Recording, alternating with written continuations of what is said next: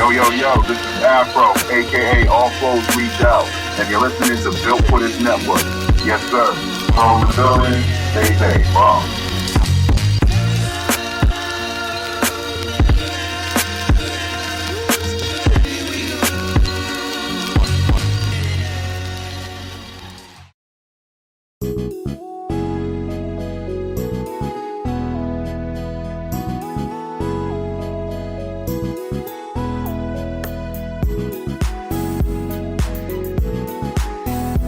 Yo, this is Big Illinois 73, host of the Backyard Podcast, Wednesday nights at 7 p.m. Central Time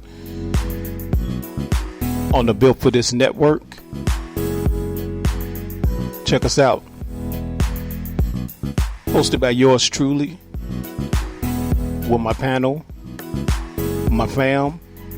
We got the sister Kim Webb, the brother Dre MC1, the brother Anuliel,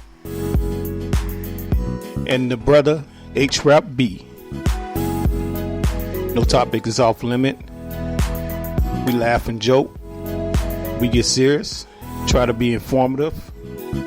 Check us out.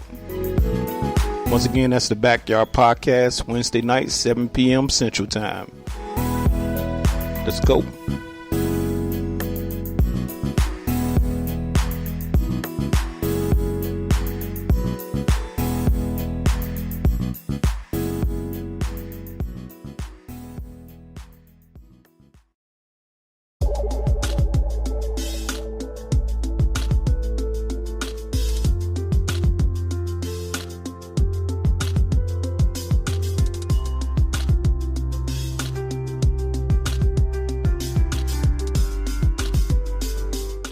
How's it going, guys? My name is Johnny Arnett, and in this new Versus series, we take a look at two greats of basketball history as we analyze their skills, achievements, and career totals, ending with a conclusion on who is the greater basketball player overall.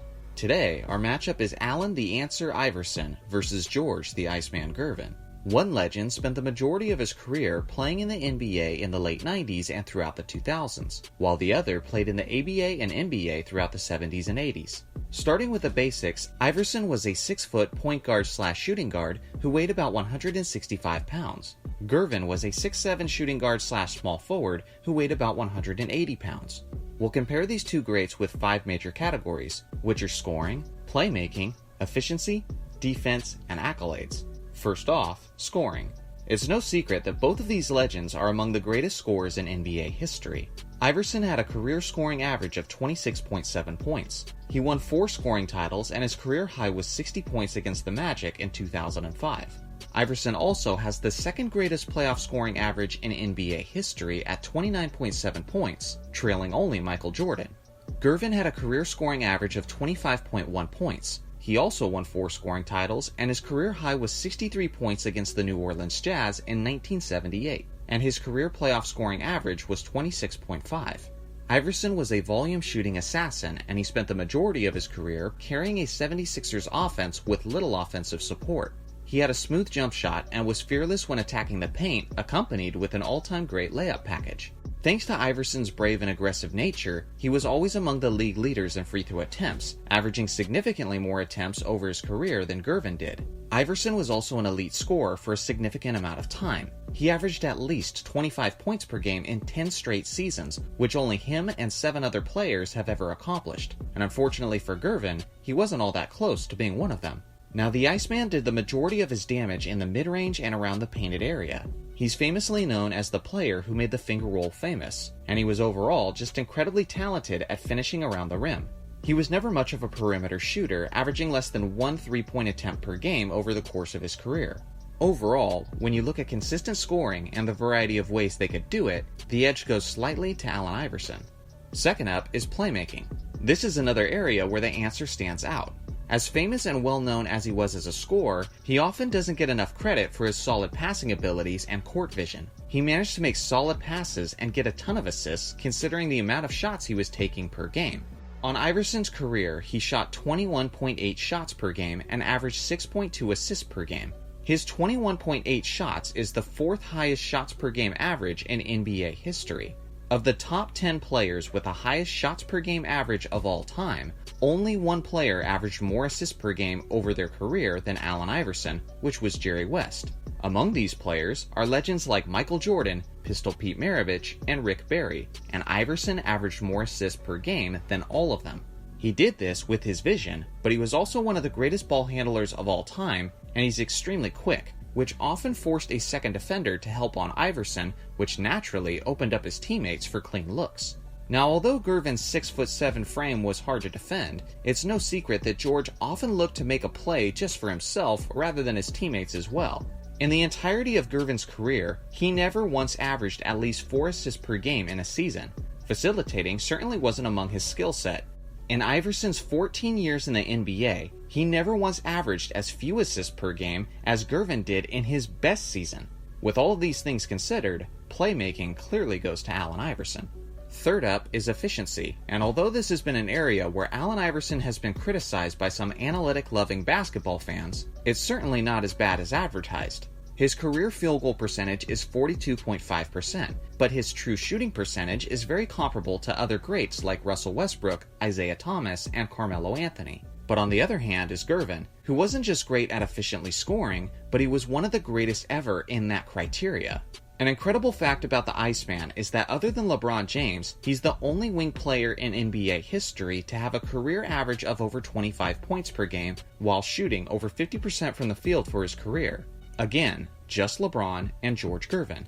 His best single season overall came in the 1979-1980 season, where he averaged 33.1 points per game while shooting 52.8% from the field. Other than Michael Jordan, no wing player in NBA history has ever averaged that many points while shooting above 50% for a season, let alone Gervin's 52.8%.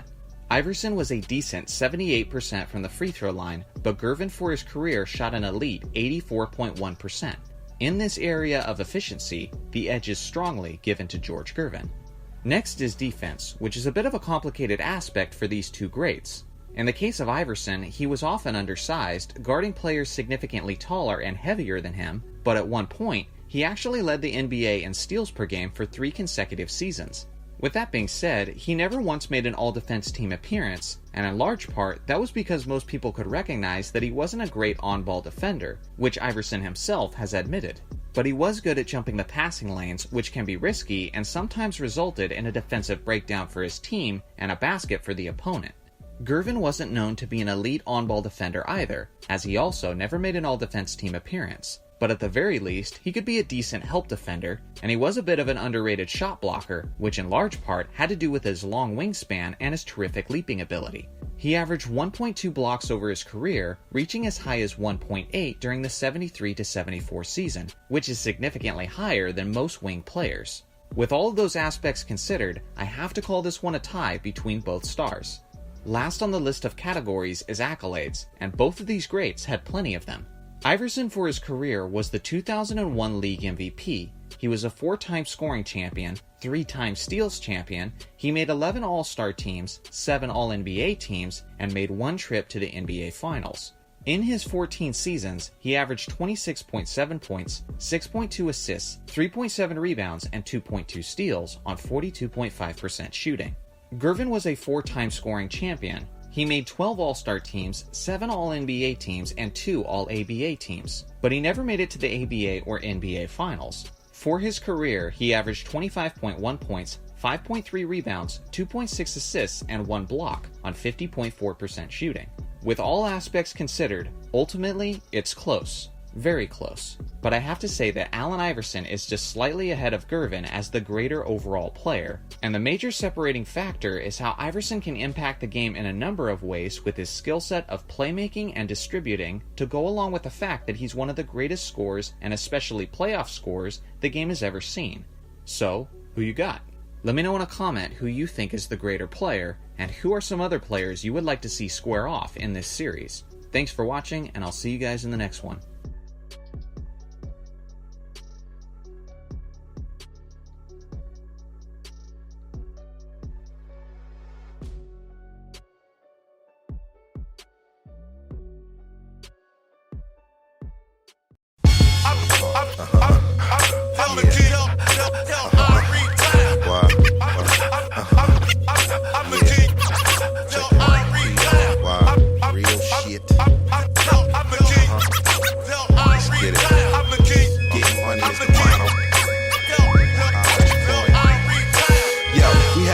king, some dudes wore the crown. Gotta say rest in peace to James Brown. I know you love the sound coming through your speakers. Feel it from your hat all the way to your sneakers. I wrote this thesis with pieces of the puzzle missing. Make sure you choose wisely, it's your decision. Got a rendition and rhetoric you never heard. Spit it with clarity, my words are never slurred. I concurred after seeing the facts, baby. Very enthused after being relaxed, baby. Slip through the cracks and pass by undetected. You don't gotta like it, but you know you're respected.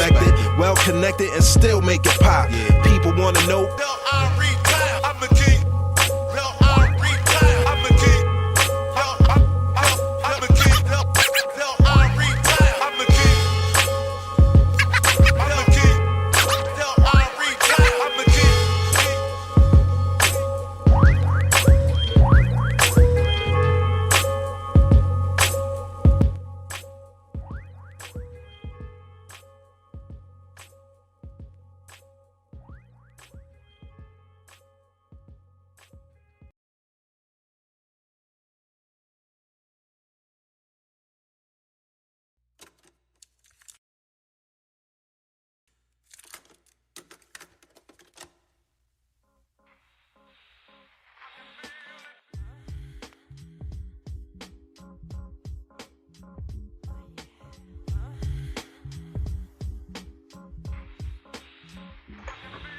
What's up? What's up? What's up?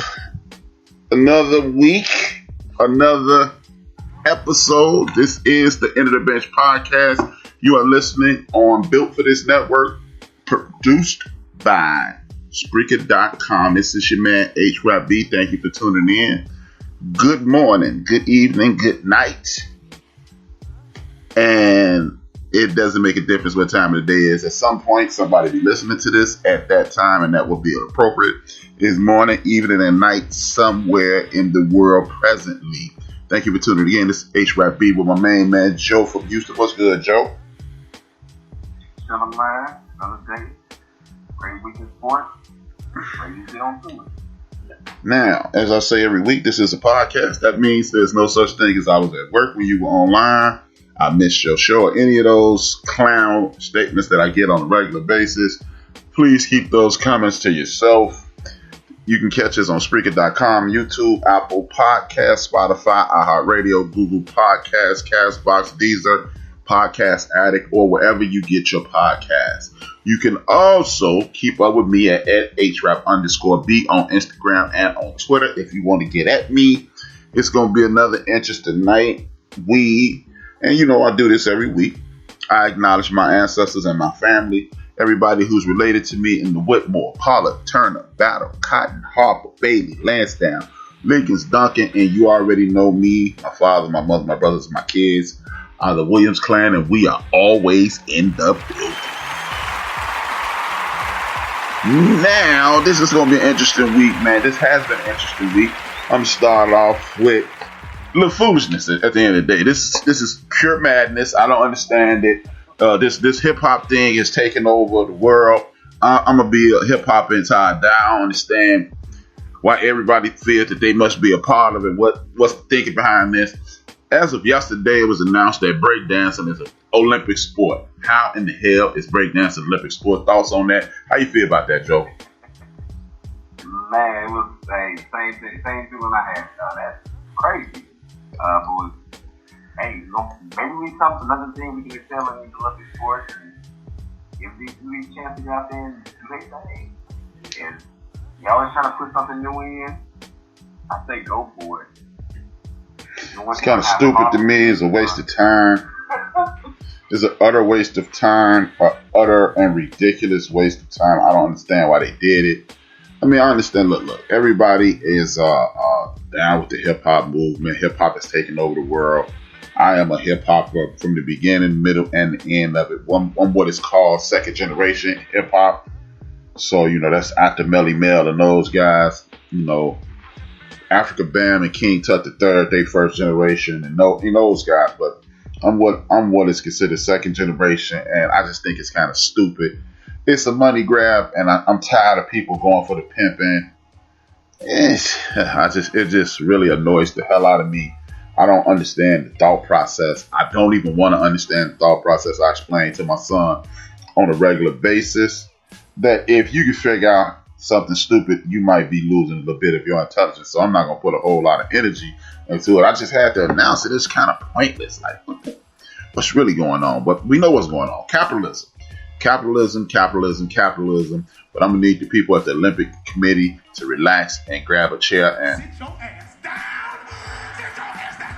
Because it's kind of stupid, man. I don't care what nobody says. This might be one of the worst decisions they've ever done. Breakdancing is not a sport. It's part of a culture. I don't like it. But hey, man, what can you do? What can you do when it's some people out there, you know? I'm exasperated by it. Somebody's gonna want to do it. I mean, of course. Who doesn't? I mean, at the end of the day, so it's gonna be dozens of people doing it. I mean, but it's just kind of pointless. It's further raping of the culture. I don't like it, but whatever. We had a good weekend, man. Boxing had a awesome weekend. It was a bunch of good fights on the undercard. Errol Spence, and I think it's what is it, Garcia? That was a lopsided fight. Shout out to Errol Spence for being the man, coming back after being in a horrific car accident. Car threw him from. I mean, he was thrown from his car, in which they actually say that saved his life. Not wearing a seatbelt saved his life. You're talking about 1 in a trillion. He was doing a couple, 100 and some change, hit something, car flipped over. They even had video of the car flipping over. But you would have thought Errol Spence had a fight at the beginning of COVID. He did not miss a beat. A-Trappers worried about his home country, can't get a medal.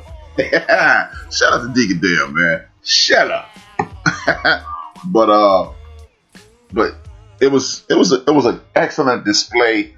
The only thing I don't like about this whole situation, and this is why, in my personal opinion, boxing is dying in the United States of America. It's still flourishing around the world. That's why it's still being put on TV. If anybody didn't realize, like, man, what's going on when boxing is dying? Well, it's only dying in the country in which people are not invested in it. Boxing, well, the great thing about boxing is purely a poor man's sport. Whoever want to eat, you go to boxing, and if you're good enough, you can eat. Point blank, period. That's it. Full stop. Let's go. But it was an awesome display of pugilism. Errol Spence took control at Ding and did not let up on this dude. It was a beautiful display. My man is just outclassed. He is, if you can beat this guy, you can get a shot at the title type of box at this point. Not saying that he's a bum or a scrub or doesn't have any skill. He's just not at the top of the food chain when it comes to boxing. Did you happen to check out any of this? Well, I saw a little bit of it. I'm not the biggest boxing fan.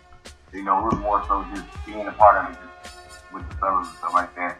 I mean, yeah, like you said, it was some words though. I mean, he jumped on them. And I mean, as more so, I found out more about the interview and stuff like that as the fight was going on. So I did start appreciating the fact that he was really good to do that. So I was like, oh man. So I did gain more respect for the guy. So that's what's up. I do appreciate that. Yeah, man, it's just. Yeah, I mean, man, it was just kind of sickening. I'm thinking about something. I was reading the chat room. They were still talking about the breakdance. That's what I said. I mean, look, my man RC says Spence return was great. But the one flaw is he gets hit too many times with straight hands, which is correct. He could whoop anybody in the welterweight ass except Crawford. Oh, I think that's gonna be an awesome fight. The reason I think my man RC, and for those who don't know, your first time listener, RC is a boxing aficionado. He's a sports aficionado. He's a historian. Me and RC we can sit down and have a couple beers and have a good time. But we don't live in the same city. But what I will say, I totally agree with him. The only issue that's going to be with this Crawford and Spence fight is they're being promoted by two different people. And that's what I was attempting to say before I said it's totally disgusting. Because when you're being promoted by two different people, these people are trying to pimp as much money out of these people as they can. Crawford wants to leave his promoter. Spence is fine with his. It's a bunch of nonsense and a bunch of foolishness. And this is why the sport is dying here in America. Because instead of promoting for the best fight. Everybody get paid. Everybody get a big pile of money. Get more money than they ever expected to have. Especially these promoters. You ain't getting punched in your face. You ain't putting up no risk. All you doing is setting up things, and you get a big cut of the money. That's the problem. It's never enough. In the United States of America, it's never enough money. If I got $100 million, I want $500 million. I want if I get $500 million, I want $1 billion. If I get $1 billion, I want $1 trillion, and so forth. It's a never-ending cycle of greed. And at the end of the day, pimps and hoes. And at this point, the young brother Crawford wants to get out of this. And I'm just, it's a disgusting situation, man. I'm a sports fan. Before any of this, before offering my opinion on any sporting event, before arguing and debating, I enjoy the competition of sport. And I cannot enjoy the competition of sport because we have people in the world who are more concerned with pimping these young men coming from impoverished areas and getting something for nothing than appeasing the fan. And it seems as if when you see people stop coming to the events, when you see your pay-per-view going down, the obvious answer is to give more access to the fan, draw him in, allow him to see a young person develop, and then at that point get the pay-per-view thing going, and you will be better suited for entertainment purposes. But it's never that. It's always in America. You got to pimp people until you can't. You have to squeeze them until there's not a drop of blood left, and it's just annoying. They've destroyed this sport for a generation of people, and that's just, it's a sad commentary, man. I mean, like, go ahead. Do you think boxing is where, I mean, because of course we already know that college basketball, we say, hey, the kids are in guys getting screwed out of money they can make. Do you think boxing is the next sport that you get screwed out of your money the most out of? I mean, you know what? You don't really get screwed out of your money. It's the people who get screwed in boxing are the fans. The fans are the only people who get screwed. I mean, people like if you're not a big time boxing fan, you look at the Mike Tysons of the world, and you look at guys like this, and then you look at the history of people like Joe Louis going broke, Sugar Ray Robinson going broke. I don't know the Joe Louis story as well as I know the Sugar Ray Robinson story and the Muhammad Ali story, but those guys lived extravagant lifestyle. Sugar Ray Robinson didn't pay his taxes and got screwed. Joe Louis didn't pay his taxes as well. They got screwed in that way.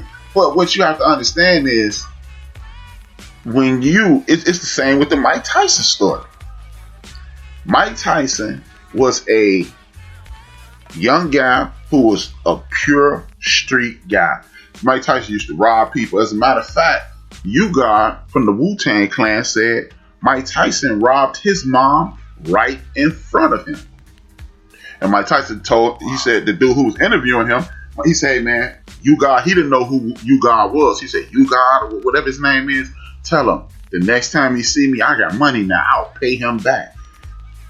The thing is, that's why when me and you were talking last week, and you were saying, man, he off, and you were just using it ambiguously.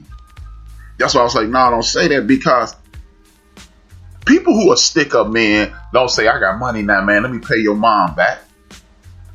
This is a dude who was raised in the street. I don't want to throw any mud on his mom's name, but if I'm remembering correctly, his mom was an addict. He raised on the street. Mike Tyson I have literally seen an interview in which Mike Tyson said he used to have to fight to stop grown men from raping him. So now you take a person from that, right, and you give them $35-40 million, and then what the fuck do you expect? Right. Your job is to beat up on people now. No, I'm talking about in regards to maintaining finances. What the hell you expect? My job is to maintain financing, and you give me $30 million fresh off the streets of Brooklyn when I was fighting to stop men from raping me, and now everybody expect people to go, hey, well, you know what? Let me get this damn IRA in order, and then let me set up an annuity. No, you're not doing that. Because if you gave me $20 million to fight one dude, and I'm 22, 23 years old, I don't think that's going to stop anytime soon. So, it's just like I was watching that Culture Vulture Vlad last night, and it turned my stomach. Because he on there with T.K. Kirkland, and T.K. Kirkland and Vlad Joe are talking about other people's business. They on there, it's like me, it's H-Rap and RC talking, right?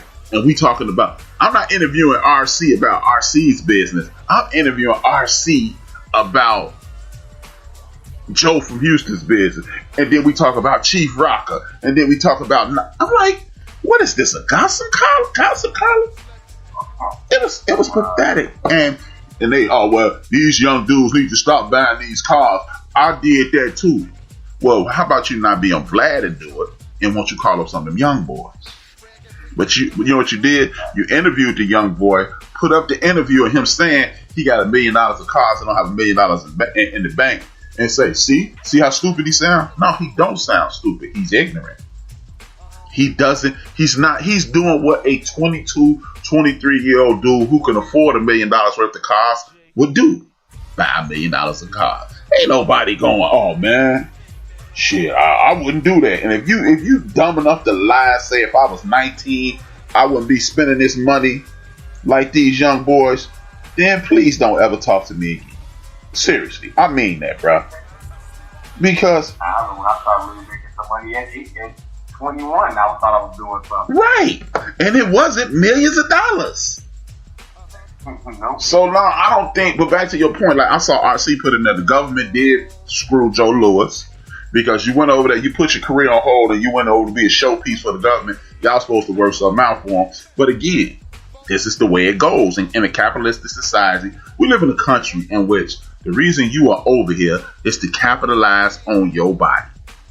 So why would they cut him some slack? So now I wouldn't say, to answer your question directly, Joe, no, I wouldn't say that's where you get beat. At this point, man, in regards to entertainment, this is me speaking potentially from 100% ignorance. But if you ask me, the place that you get beat out your money the most in entertainment is the music business. The music business. I mean, I didn't go that route because we were on the sports side of it, but overall, I would say, yeah, I would say that. Musicians get screwed because at this point, if you're a basketball player, your money is guaranteed. If you're a football player, you get a signing bonus and that portion is guaranteed. Baseball players' money guaranteed. So the money is there. Now, the reason a lot of these young people end up broke is because they're young people with millions upon millions of dollars.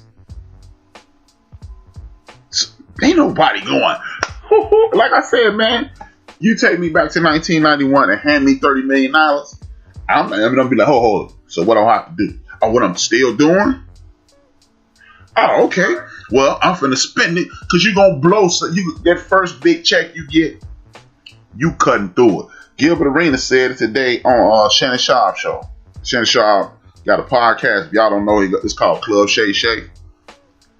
Super dope. But Gilbert Arenas was on there. He said, man, he was talking about him and the Javaris Crittenton situation.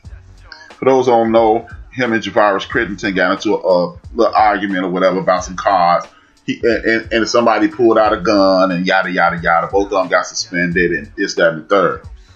And what he said, he was like, yeah, man, I ain't used to, he said, I learned early not to get into those high stake card games. He said, because I wasn't playing with Jordan. No, they was over there playing $25,000, $30,000 a hand. He was like, man, he said, you talking to a dude who's 32nd pick in the NBA draft. So after I bought that Escalade and bought them gold chains, I was broke. So, but again, you give a young person a big pile of money, they spending it because you couldn't have told You couldn't have told Gilbert Arenas, man, you are on fire right now. And by the time you turn 25, your career is going to be over. Your career is going to last from the time you're 19 until you're 25. You couldn't have told Gilbert Arenas that. You couldn't tell nobody that. So that means Zion Williamson needs to be saving his money. Right. So you don't think that way. You don't become a big time athlete thinking that way. And when you got guys sitting around talking about, well, they should be smarter. No, they shouldn't. Why should I be smarter? And I'm raggedy. I was raised raggedy as a roach, 30 cents away from a quarter. And now you hand me a check that says $30 million, and nobody told me that this dude gonna get 5% and this dude gonna get 25%, and then because I'm in a ridiculously high tax bracket, that $20 million is really 10, and off that 10, I got to get this dude $2.5 million. I got to get this dude $4 million. Now I'm down to $3 million, but I'm spending like I got 20. So, or if you don't pay your taxes, you got to pay them in 3 years. Huh? And then you got to pay 3 years. I say yes, that's when you go broke. If you wait for the 3 years, you got to pay 3 years worth of taxes. Right.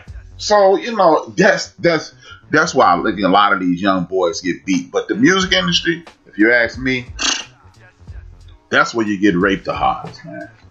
That's where you get raped the hardest, because music and just the raw. Yeah, you start off in the hole.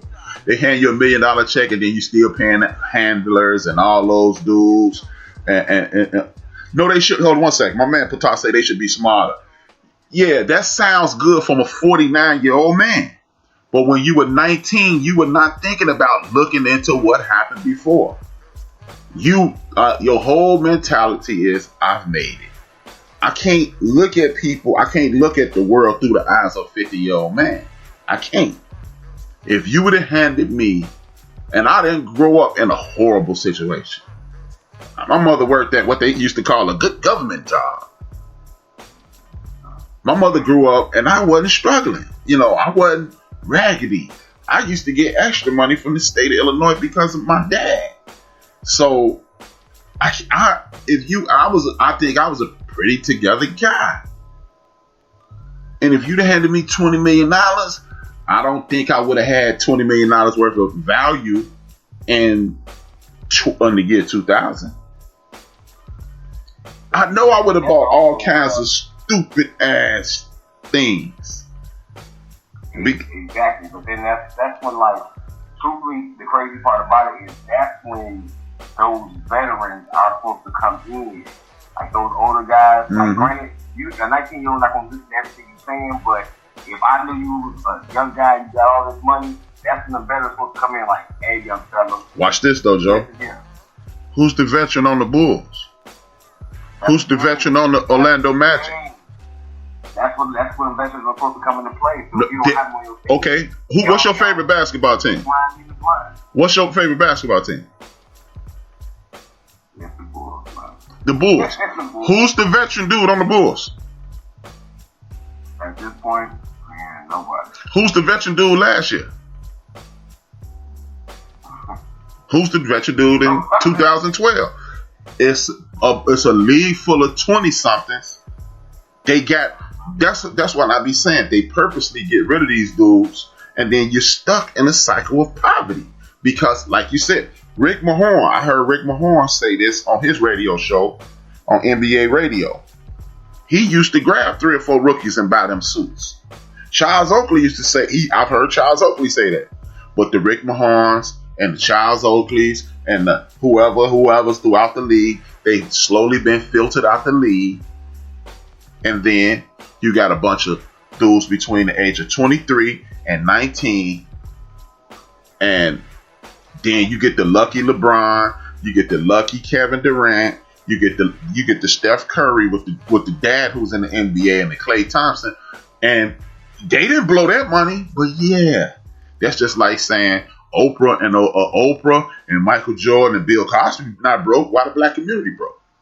So I refuse to believe the fact that all of veterans are gone by happenstance.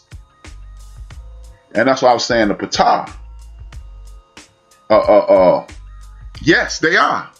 And see, you know what? Let's address that. The NBA, I'm going to stand on what I said last week. I do believe most basketball players are pussies. And because you can fight well, don't mean you're not a pussy. Because you big and strong and powerful don't mean you're not a pussy. There's some things that Gilbert Arenas said on Shannon Sharp's show today lets me know I was right. Jerry Stackhouse got 12,000 in the hole of me, and because he was big and strong, I let him pay me $2,000. The fact that it's a bunch of NBA players talking about they scared of somebody. You're a grown man afraid of somebody. That's pussy shit. Telling the police that Shaq do what he do. That's pussy shit. Not liking Kobe because he not hanging on your coattails. That's pussy shit. Creating stories about David Robinson didn't sign your autograph and host to make yourself look good. Pussy shit. Hey, you don't hear a bunch of dudes in the NFL doing that. You don't see a bunch of dudes in the MLB doing that. Pussy shit. So you could be the biggest, baddest, strongest, incredible Hulk Hogan looking this dude and still be a pussy. Back to the regularly scheduled program. But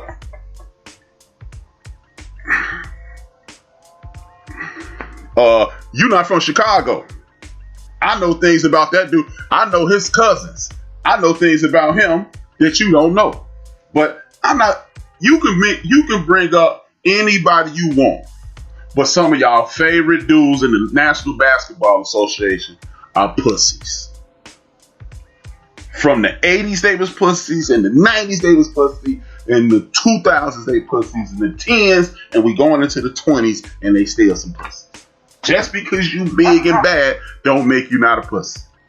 Period. When you run around here snitching and get mad, all you have to do is listen to the Shannon Sharp interview and you'll see exactly what I'm talking about. But again, it is what it is. Everybody entitled to their opinion. Everybody got them. They all stink. I'm standing on mine. One thing I don't like about what's going on, Floyd Mayweather is signed on for another sparring match. But see, again, this is why these leagues, in my opinion, Joe, you can express your opinion. I think you do this. This is why I think another reason that boxing is dying. And these leagues lose popularity all the time because the NBA built an entire league around one dude, knowing that dude is gonna dissipate at some point. His skills would diminish. Look, you don't do that. That's one thing about the NFL, how they maintain their popularity. The NFL is never going to be Tom Brady's league. It's never going to be Peyton Manning's league. It was never Walter Payton, Lawrence Taylor's league. It was the Giants. That's how you do it. You can get your money, but it's our league. And boxing is doing the same thing. You continue to push Mayweather out there, push him out there. Now he fighting Jake from YouTube's brother as an exhibition. Why don't you focus all your energy on Tank Davis, Crawford, this guy, that guy? Why don't you do that instead of you're gonna keep putting Floyd Mayweather out there? Eventually he may get beat, and then what? Oh well, he ain't undefeated no more. Yeah, I think 4,000 or 5,000 years old. It's your thoughts, man. I'm listening. I was actually surprised by seeing that. As far as I know, Mayweather's supposed to be done. As far as I know, he wasn't fighting no more for nobody. And now they bring him back out there. Maybe it's about the money. Of course it's about the money.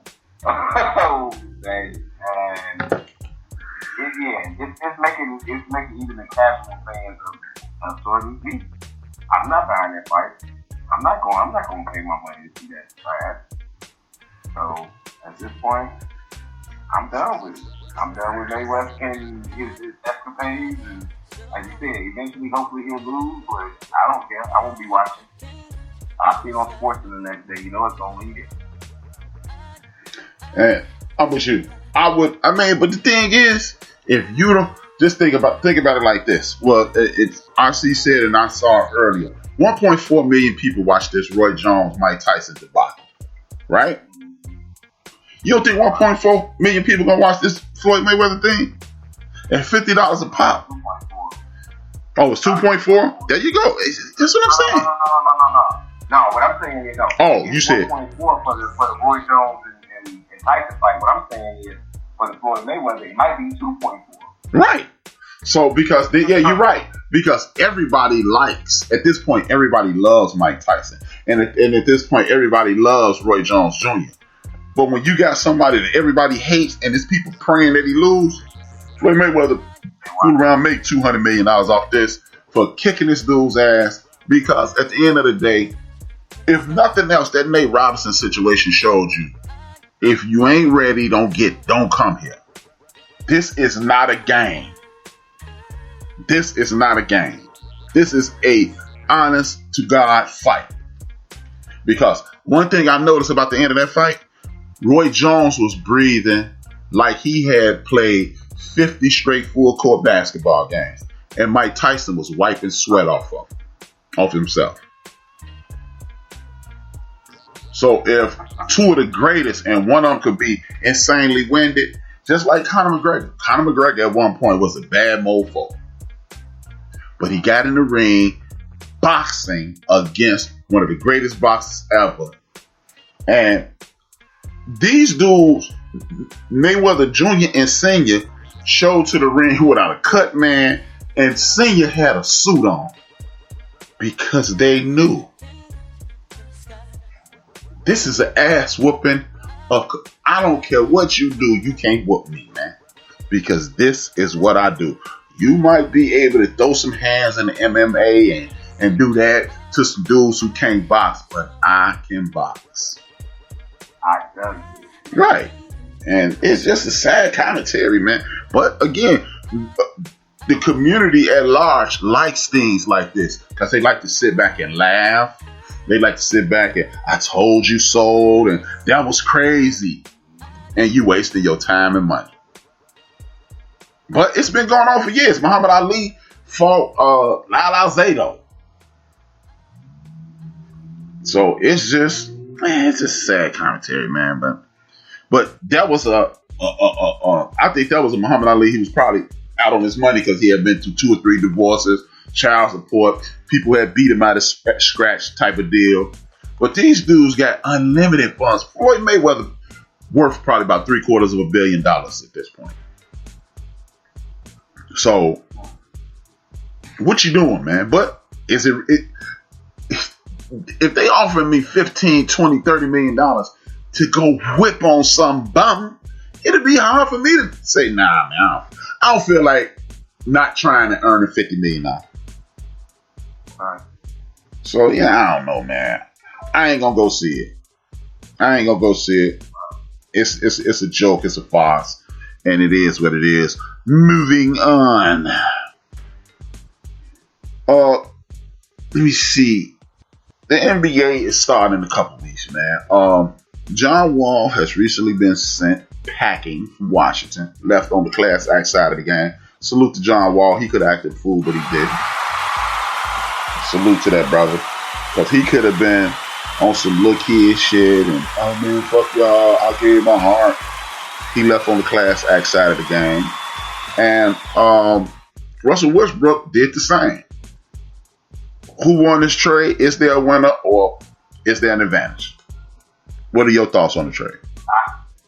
I don't think there's no advantage either way because of the fact that Westbrook is overall the skills are diminished in regards to what we knew him to be. So there's really not much there in regards to what I feel for him more. In regards to John Wall, my man ain't played basketball in 3 years. So I mean, if he can come back and give us a glimpse of what he was, then yeah, I might move over to the future side when we trade. But then it also depends on what goes on with James Harden. So it's a lot of dominoes that have to fall on the Houston side for me to say if they want to know. But in regards to Washington, they more so got rid of the guy that's been stealing their money for the last 3 years, and now they got an MVP on their team to stay down. But as far as it goes, he's not the MVP caliber no more. Well, I would say Houston won this trade for one reason. To begin with, Russell Westbrook is 2 years older than John Wall. The second reason is I think John Wall is a better ball player. John Wall can play where he could dominate the ball. He can play where he setting people up. And John Wall at one point was the fastest dude in the league with the basketball. If he's just a regular fast dude, that comes along with age and attrition anyway. So I think Houston would definitely get the better of this deal. And depending on what they can get, if they eventually trade, James Harden, we'll talk about that in a second. I think they got the better part of the deal because John Wall, again, Russell Westbrook was born the year I graduated from high school. As a matter of fact, Russell Westbrook is about to be 33. And if I'm not mistaken, John Wall was born in 1990, which is 30 years ago. So I will give it to John Wall. The whole thing about him not playing that long, that much, he had an Achilles, he had a knee, and I've seen videos of him doing his thing.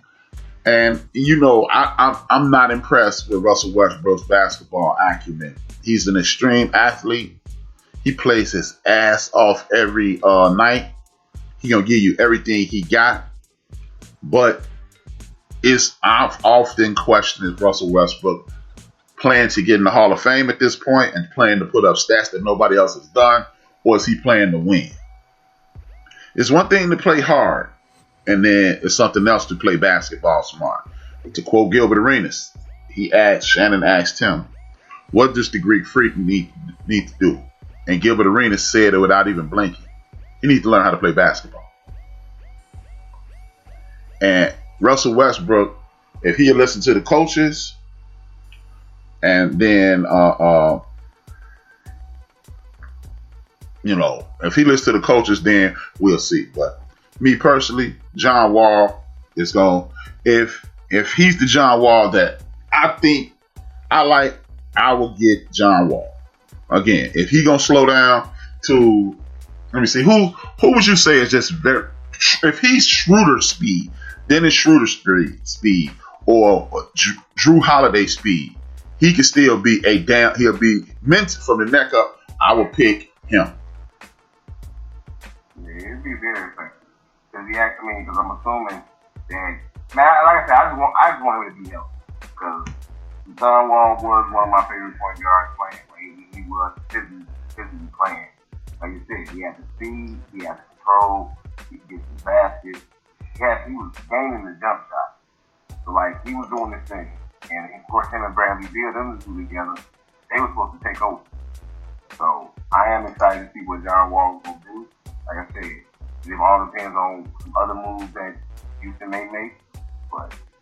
And see, one of the things that people are not paying attention to is he got a teammate down there. If he stays healthy, this is why I lost a lot of respect for James Harden.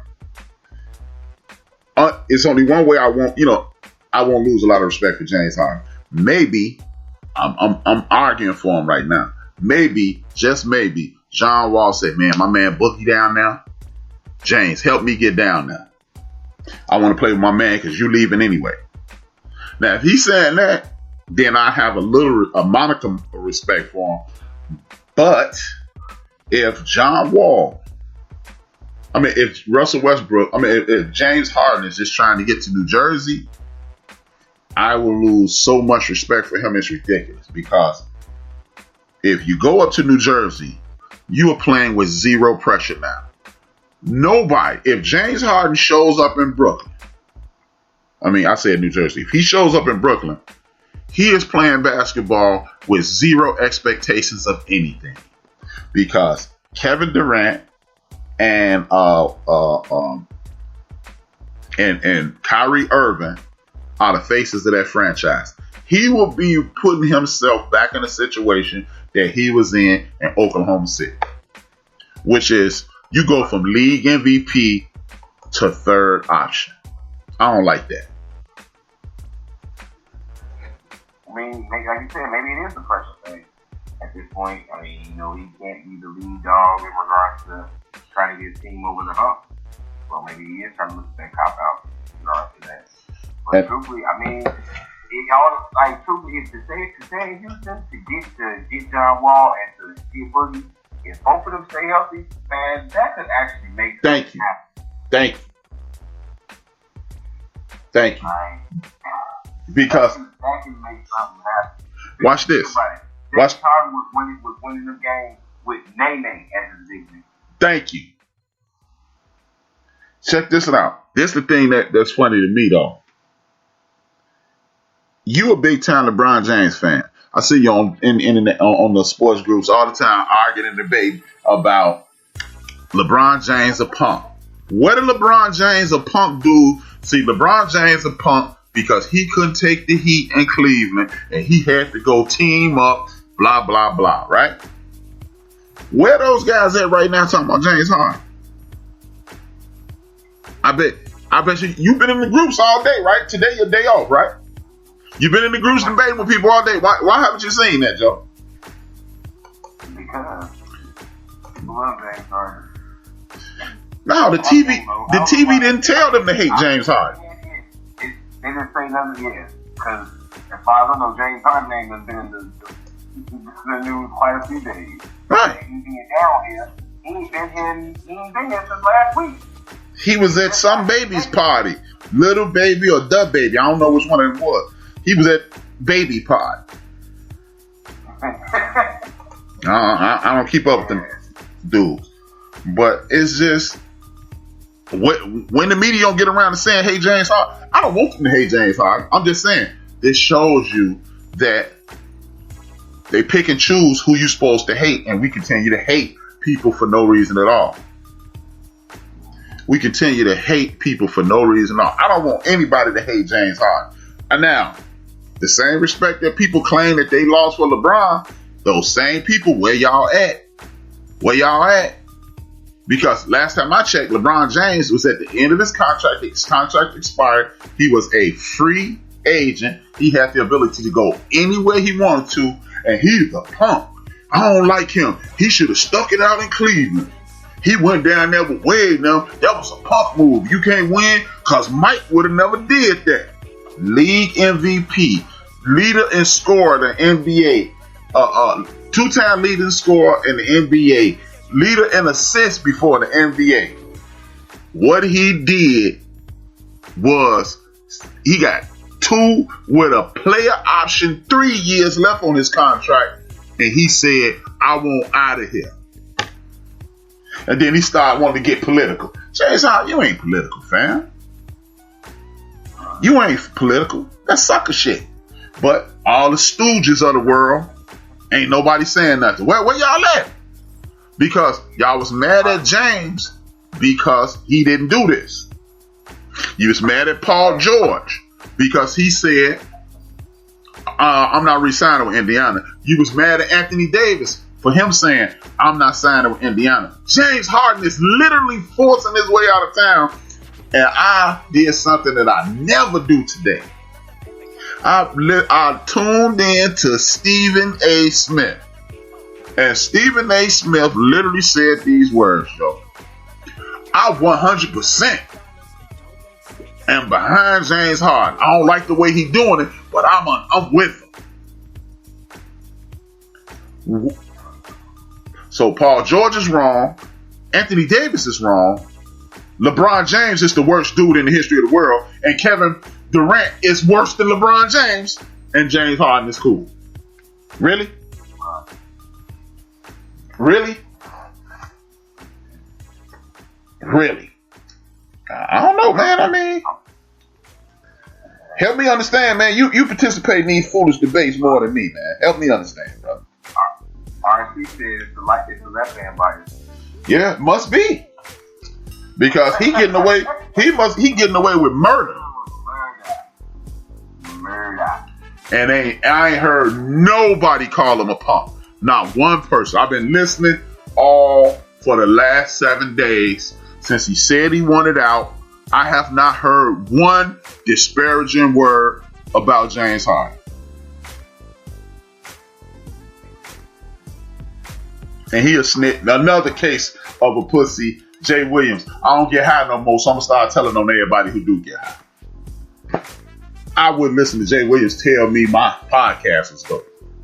I would turn it off. If he on that show with Keyshawn and tomorrow, he said y'all need to turn in, I wouldn't even hear it.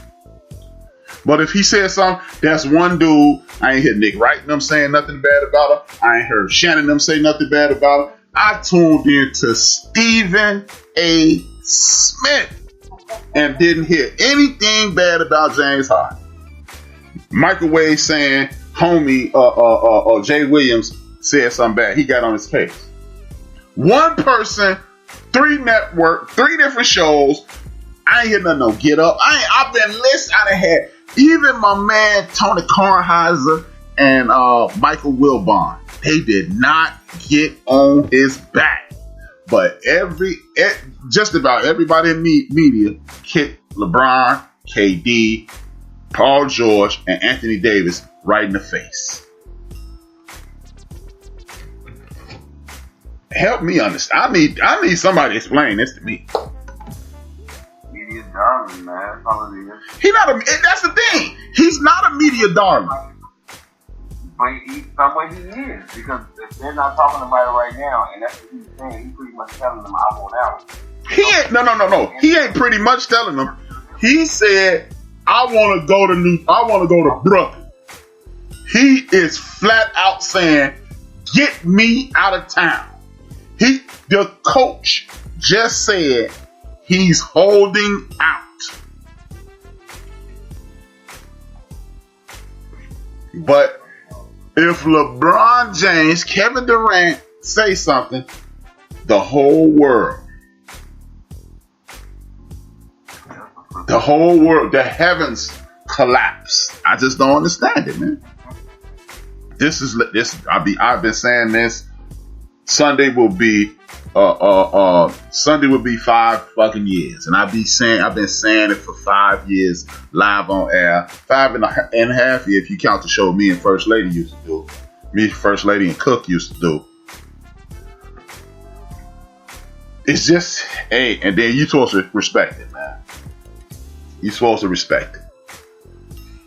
Do you believe, with that being said, seeing how he wanted out of town, seeing how he co-signed for Silas, and seeing how he pissing him on about getting out of town, did James Harden really get homie traded? I think they both were trying to get out of the whole owner thing. But in regards to that, I mean, at this point, since James Harden was some shit like this, I wouldn't put it past him. But my thing is this: if you know you're gonna be gone, or you know you're trying to get out of here, why are you worried about Westbrook? So it gotta be something different in regards. It gotta be something else up with that.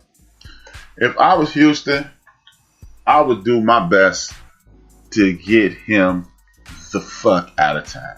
For real. You know me, man. You know, at one point, James Harden was my favorite player in the league.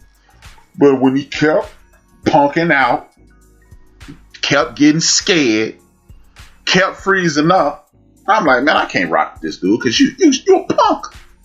I mean, dude, if you out here John Starking in 1996, I ain't mad at John Stark. John Starks died with no bullets in his gun. I respect the hell out of it, man. You were broke that night. That's all it is. You had a bad night. But when this dude leads the NBA in the shots attempted and you don't shoot but 3 times and a half, I'm not cheering for you, buddy. You're a punk. And like you said, you know what thing talk about like that? When he said he wanted out, Kyrie Irving. They talking about him more so now with the whole flashback from last All-Star game with him and Durant was talking. They more so talking about that now, but he pushed his way out of 2 or 3 different things. He pushed his way out of Cleveland. He pretty much got pushed out of Boston. Yeah. And I guess if this don't work, he'll push his way out of Brooklyn. My man now played a full season since high school. Huh. And I don't know if he played a full season in high school, but since we've heard the name on a big time stage, Kyrie Irving, he's never played a full season. He didn't play a full season at Duke. He didn't play a full season in Cleveland. He didn't play a full season in Boston. And he didn't play a full season last year in New Jersey. This is the dude that got hurt in the pandemic. You couldn't play in a shortened season.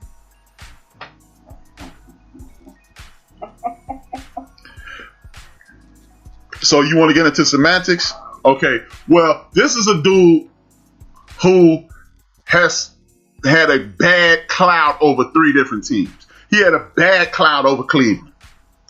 And the sad thing about the situation with this dude, every time he shows up, the team gets worse. LeBron James, he said, I want out of this thing with LeBron James. They go back to the finals without him. I'm here in Boston to stay. They fall off. They get to the conference finals without him. Game 7, they get popped with the second round or first round with him. New Jersey gets worse when he gets there. But this is the guy that's going to save your franchise that everybody loves. I mean, man, Rod Strickland, a friend of the show, that's your godson. But hey, man, the truth don't matter who telling. I'm telling the truth. The dude gives Game a black eye wherever he goes.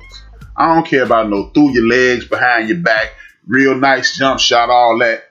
But when you show up, the W's lead.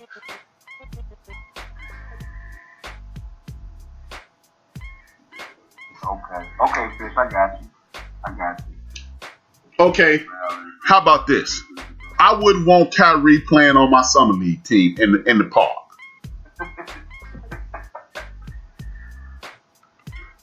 James Harden, Kyrie Irving ain't worth the media press he get.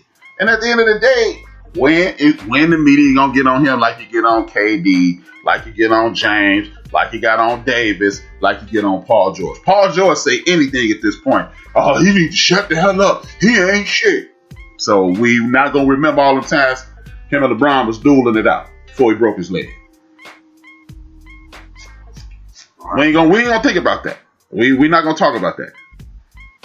We ain't gonna talk about the fact that Paul George is a slasher with a good jumper, and now he's trying to play in this 3-point shooting league, and it's really ruining this game. We're not gonna talk about that, but he can't talk because he's a traitor. AD's a traitor.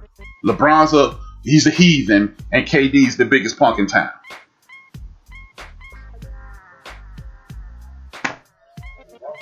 Hey man, it's amazing. It is utterly, but here's the thing. This is the thing. Like Microwave just said, he's a bum like Harden. Do you like Microwave? Do you like what's the boy name? Russell Westbrook? Because people quick to call Harden a bum.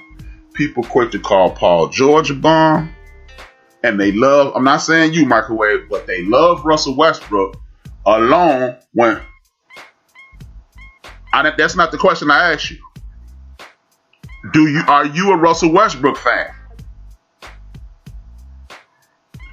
People love calling him out, right?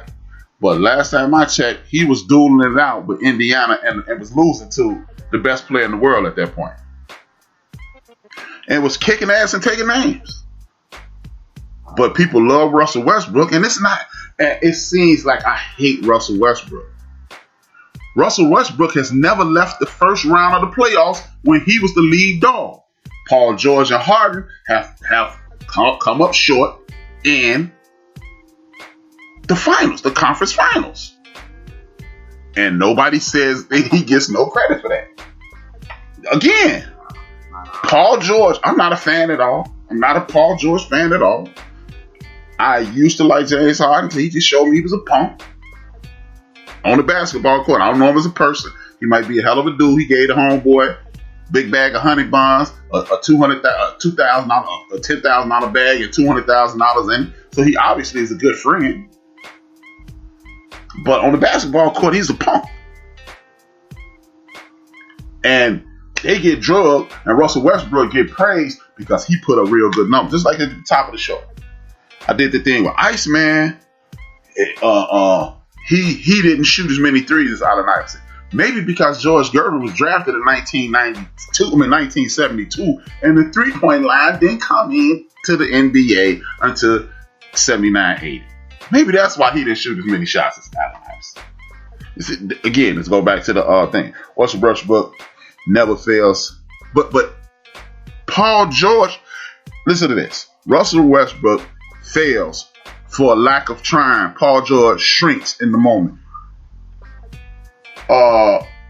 So you would rather have a guy running up the court at 100 miles per hour, not getting anybody involved, stat chasing, versus a dude who has come up big in certain moments. He just couldn't get past LeBron James.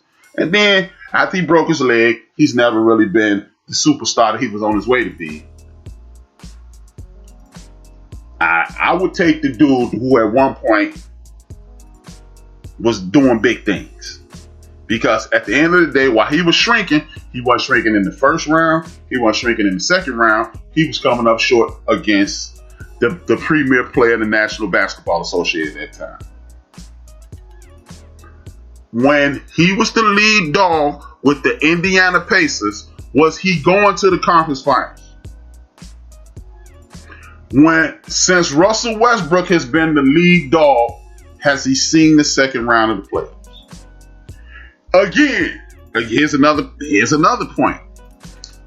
Russell Westbrook leaves on the Kyrie Irving side of the game. He leaves OKC and they get out the first round. Didn't they get popped? Didn't Houston get popped in the first round? Joe from Houston? Yeah. Oh, okay. Who was on the team this year?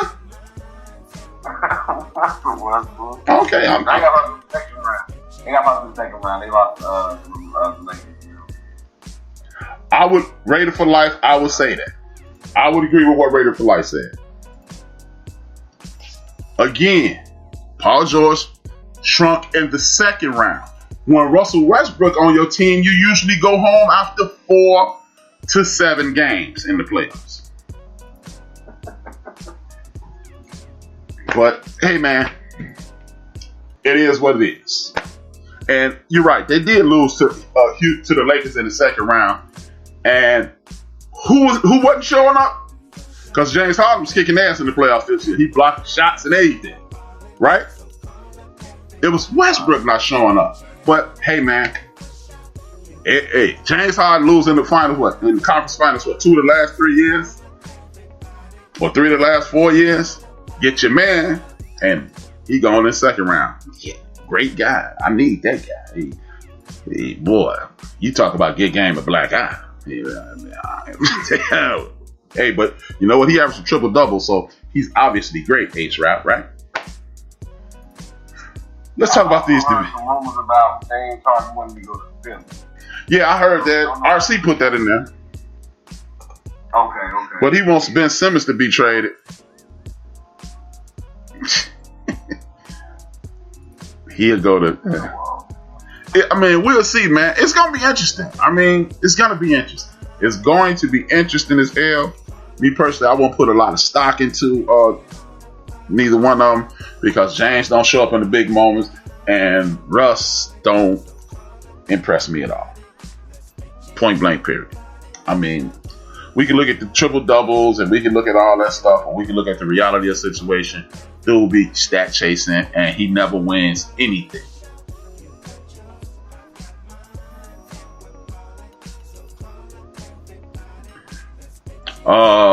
Didn't he send both of them home a couple years ago? Hey, he sent Paul Pierce and Russell home. Paul George and Russell home. Yeah.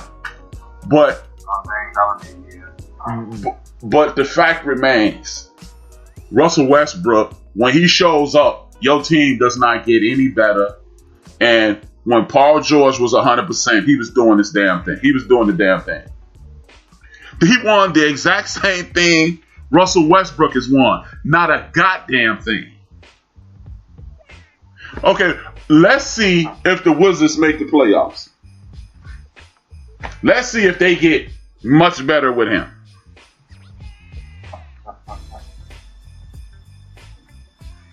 like I said, let me know, since you're a big time Russell Westbrook fan, let me know the next time Russell Westbrook leads the team to the conference finals.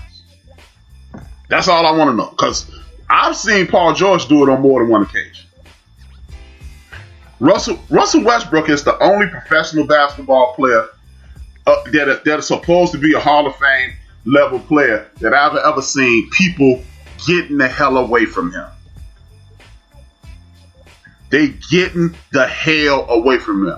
I didn't see. I'm looking at every team in the NBA right now. I've never seen anybody running away from Vince Carter for the Toronto when he or Chris Bosh when they was with the Raptors. I've never seen anybody running away from Bird or McHale or none of them. I never seen anybody saying I got to get the hell away from Dr. Moses. I never heard nobody saying I got to get away from Brooklyn. I never heard Patrick Ewing. I got to get the hell away from him. I never heard nobody getting the hell away from a league MVP. Usually you get the people flocking towards you once you get the league MVP in the place. But KD, now I'm cool. Man, me and this dude grew up playing ball together.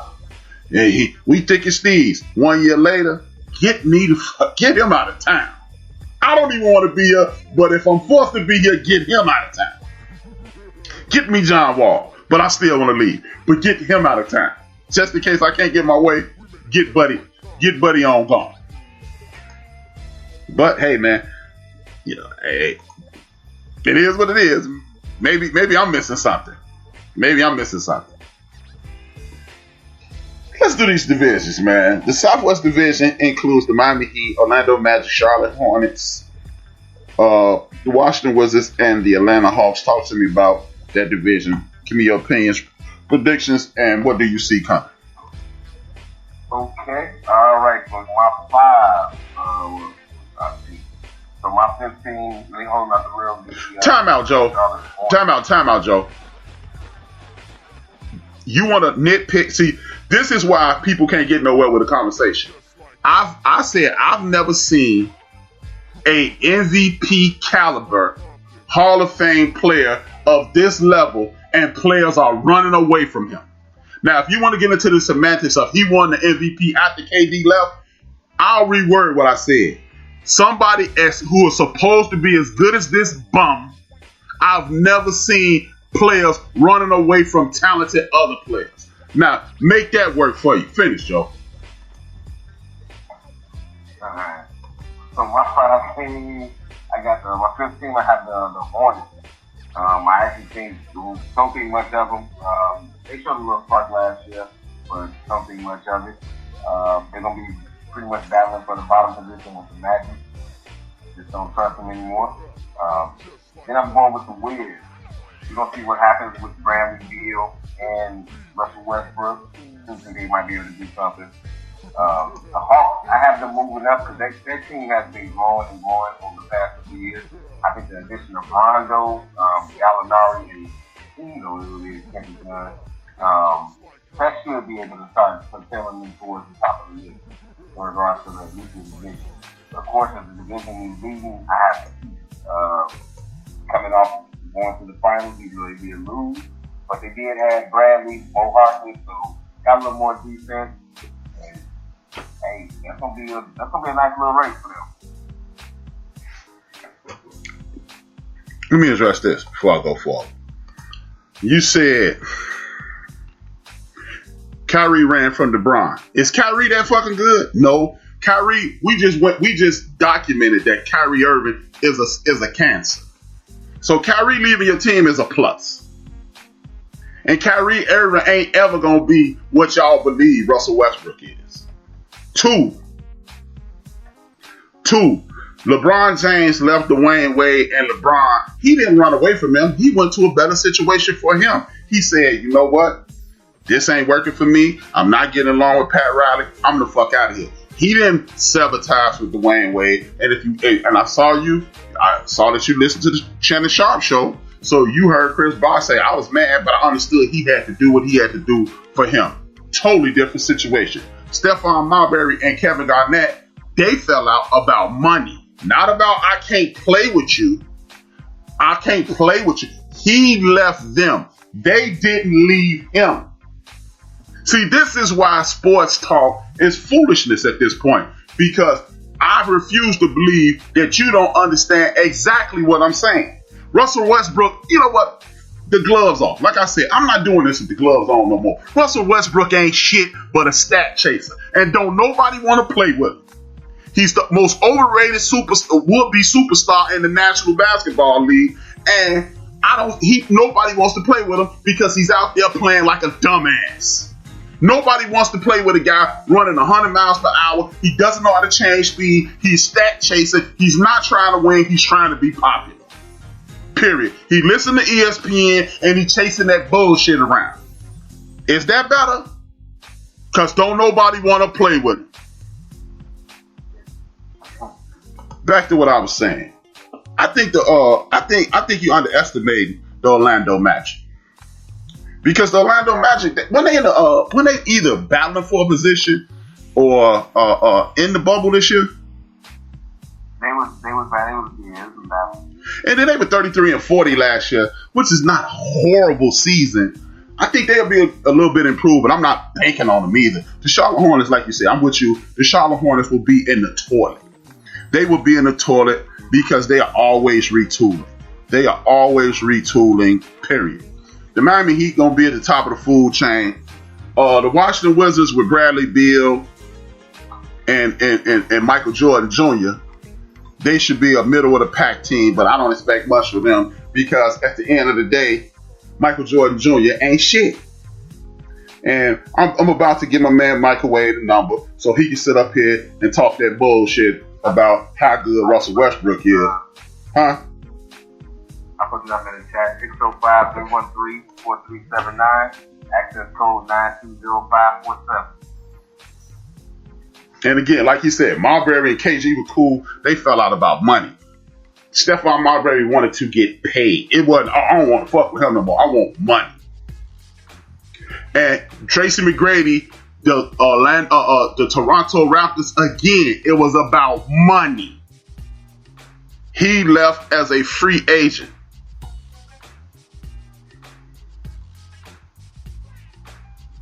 As my man saying, KD was mad, but he understood. It was about bread. He was a free agent. He was ready to get his own team. I bet you Kevin Durant ain't looked back. But like I was saying, I think you underestimate the Orlando Magic. I think they're gonna be on something. And of course, at 25-47, yeah. All right, and the Wizards, they may get better, but I really don't see it because, again, dude is out there stat chasing.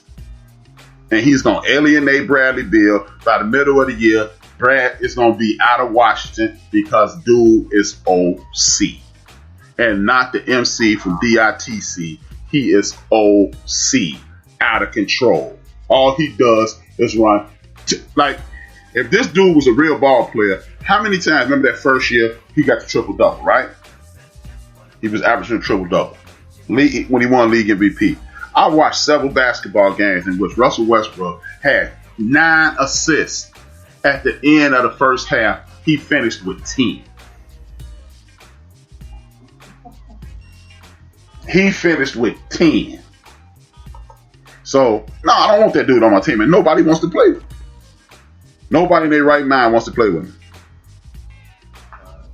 And again, H-Rap, Marbury didn't like being in Minnesota. It had nothing to do with, but my point is, RC, it had nothing to do with Kevin Garnett. What's up, Michael Wade? What's going on, bro? Michael Chilling. Wade. What's up, Joe? I can't let you spit all these flames on Russell Westbrook's name while you. When did I lie? Which one was I lying about? Who ran away from him other than KD? Nobody. But don't nobody want to play with him. You know what? James Harden didn't run away with him. He got him vanished. He got him vanquished. Get the hell out of town. But listen, this is the same James Harden that won. No, but we're not talking about James Harden. No.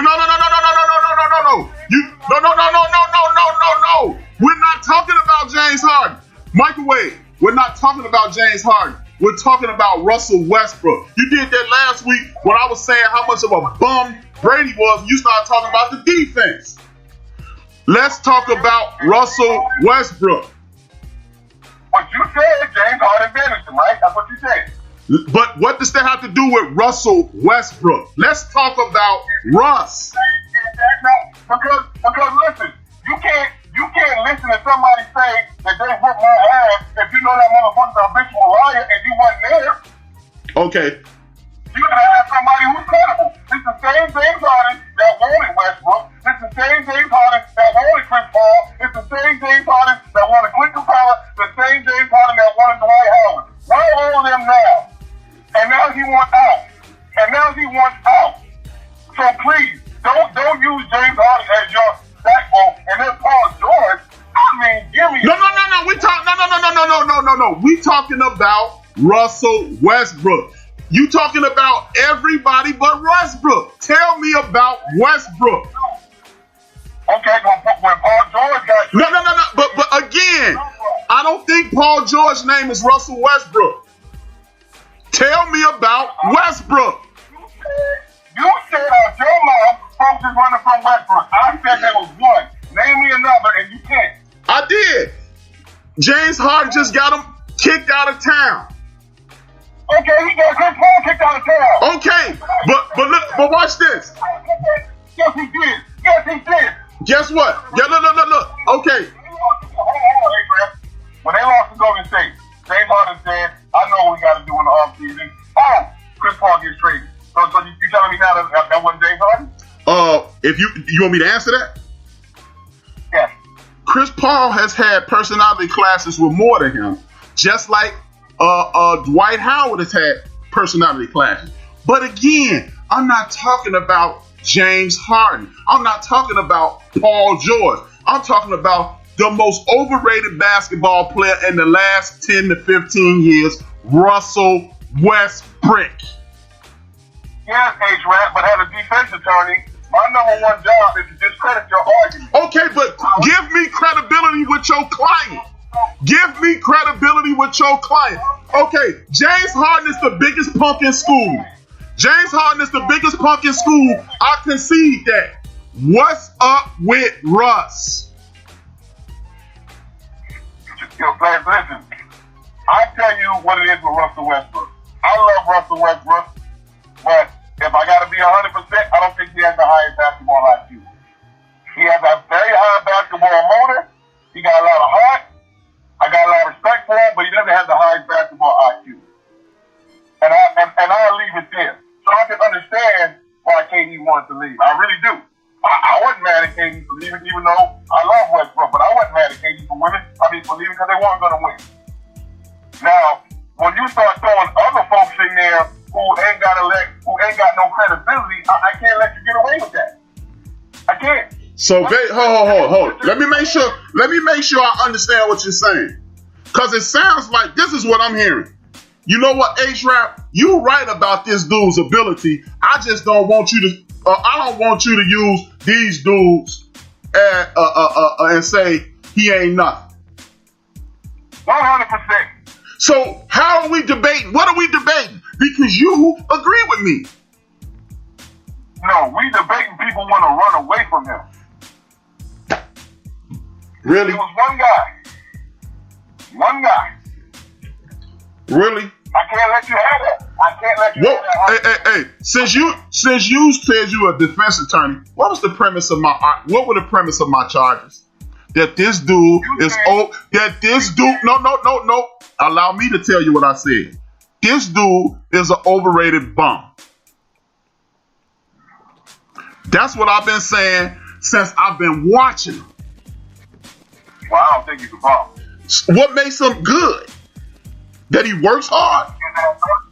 His athleticism and his motor. Hey, dog, it's a bunch of athletic, hard-working dudes that aren't good. But they ain't bringing like him.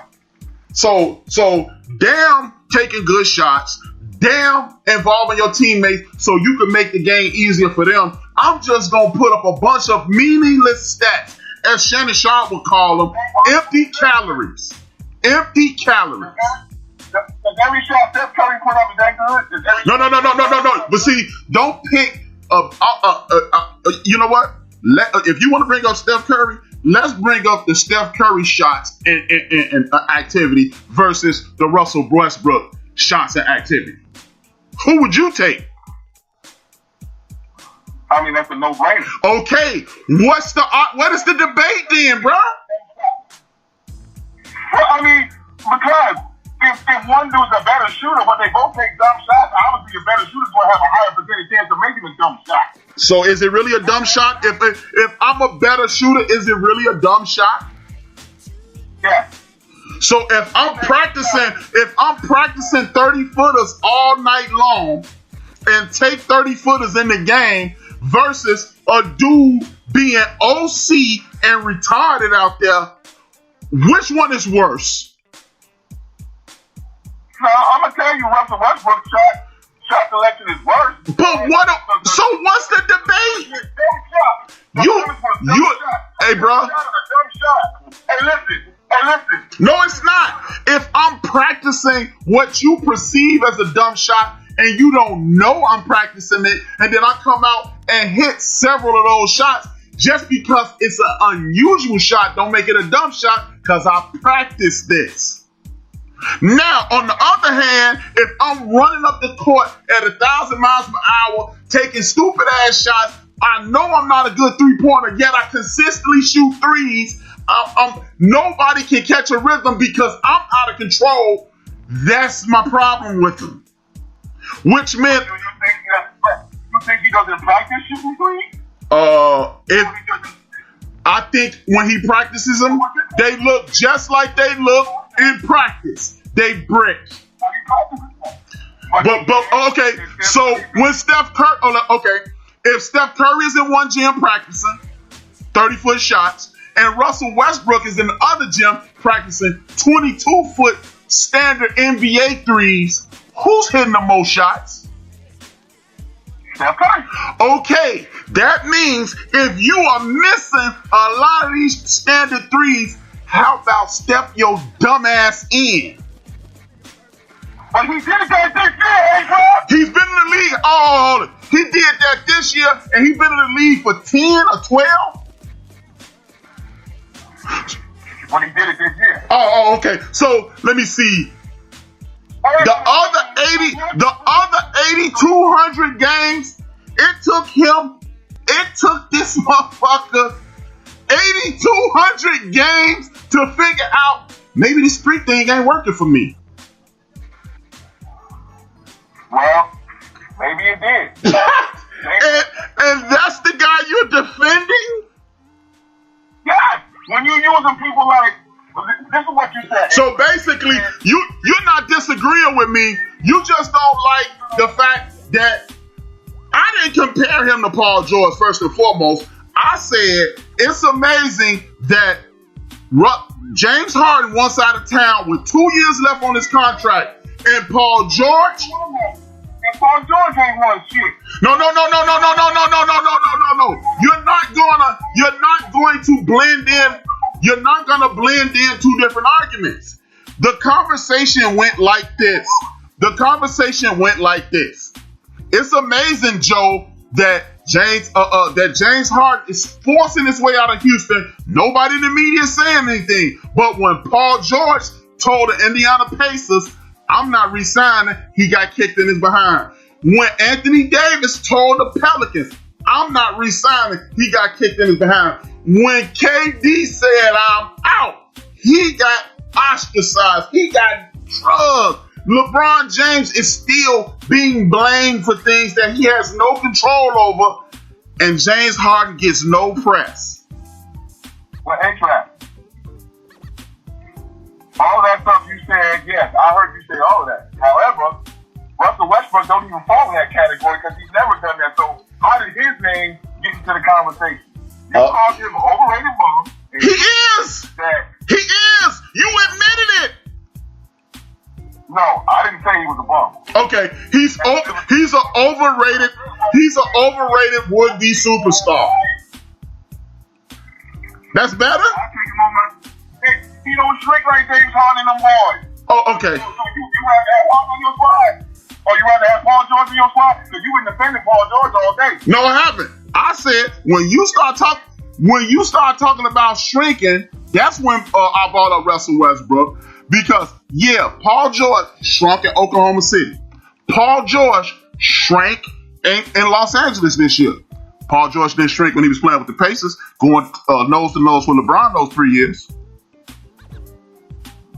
Now give me the 3 year period in the playoffs.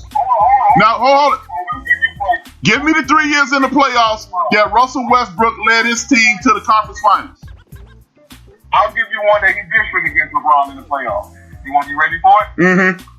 The year they took them 7 games, Paul George was the one that came to the podium after the game 7 loss and said, we feel like if we had home field advantage, we would have won that game. Guess what? The very next year, they had a home court advantage and they lost their game.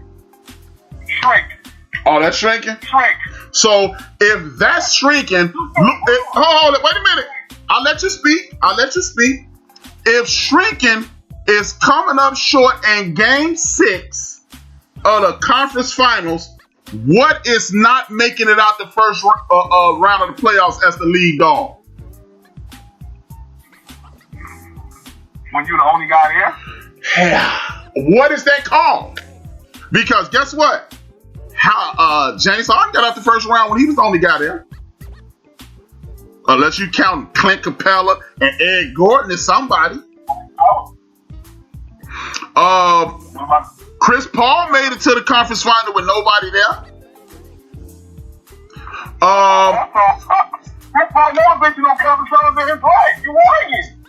Huh? Chris Paul has never been in the conference finals in his life. Didn't Chris Paul lose in the conference finals to the Lakers? Okay, he did. You're right. He lost in the second round. Tell me the year as the lead dog that Russ lost in the second round.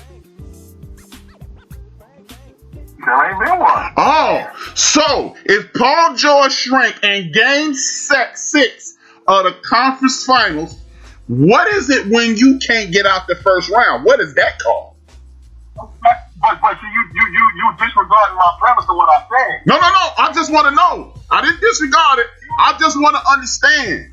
If shrinking is not showing up in the conference finals, 2 games away from the NBA finals, what is not making it out the first round? Let me tell you what it is.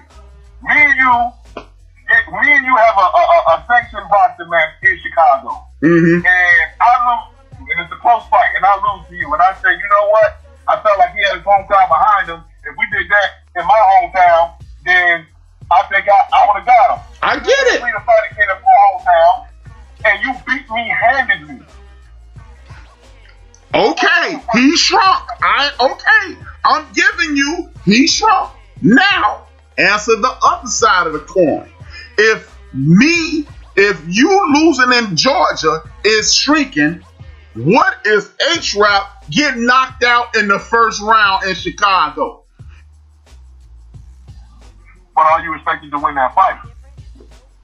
If I'm league MVP, I'm expected to get out the first round.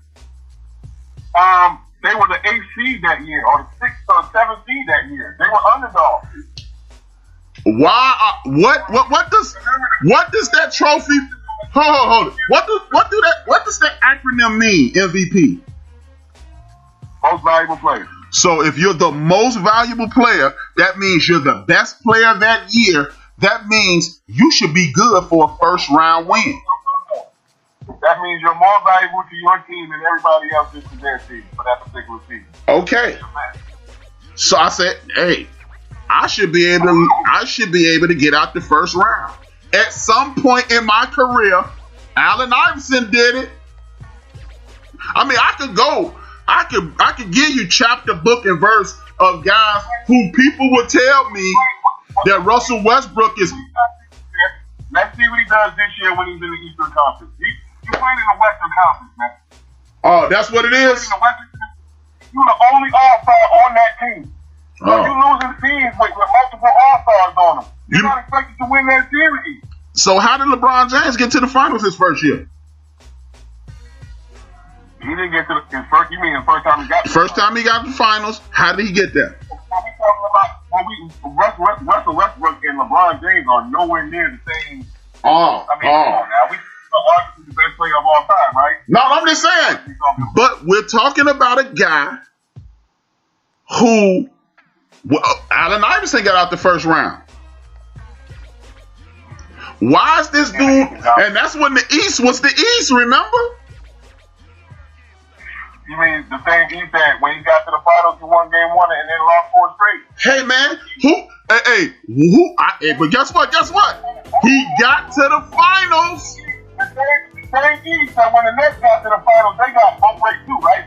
That same East was the East. But what does, if that's the case, so if you want to use that means LeBron James must, and I'm not saying that you saying this, if you want to use the fact that you get smoked in the finals, that means LeBron James is the greatest player in the history of the world because he did something nobody else ever did.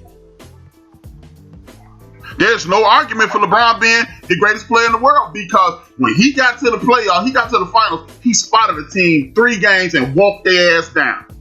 Because the finals has no bearing on what your conference was. Because I know, you know, that there ain't no way in the hell the Nets were going to beat David Robinson, Tim Duncan, and that crew.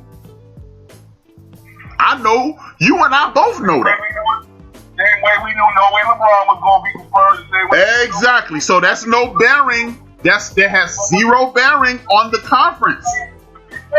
But you're saying this is when the East was the East. No. I said this is Allen Iverson. I said Allen Iverson got out of the first round even before he got to the finals when the East was the East. See, Allen Iverson's better than Russell Westbrook, dog. Oh, but who isn't better than him? So I could let me. I'm gonna look at the thing. I'm gonna look at the league, and we gonna go. Is Dwayne Wade better than the 2 then, right? Oh, hell yeah. Okay.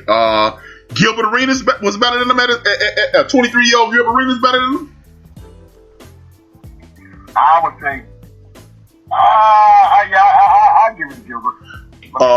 Damn, bro. Let me see. Vince Carter got out the first round. Is Russ better than Vince? Nah, Vince a Hall of Famer though, but I give him that. Whack ass Paul George, hating ass Paul George. He got out the first round.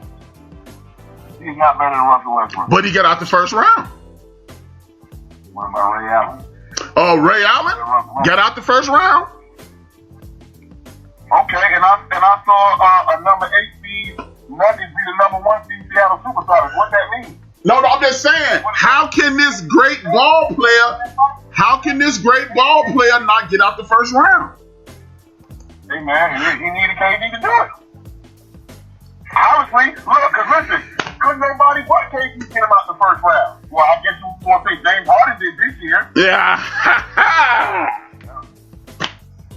But that's somebody he played with before. Paul George couldn't do it. He didn't. Paul George was an MVP candidate that year. He finished 30 MVP votes. Why couldn't he get out the first round? Hey, I started this conversation off by saying I am no Paul George fan. I can't tell, goddammit. At what point did you hear me say anything positive about Paul George?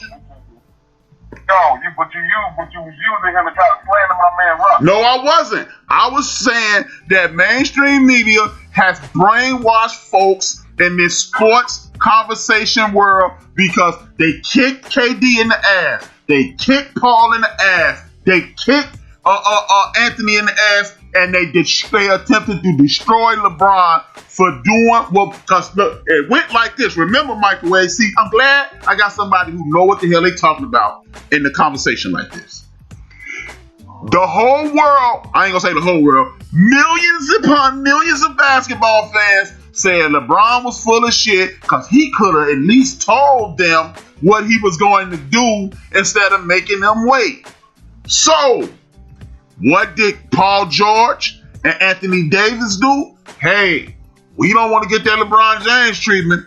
We the fuck up out of here. So if y'all don't want to get left hanging like KD left Golden State and like Cleveland did LeBron, here's the warning, and they still got killed. That's the only reason I brought up Paul George.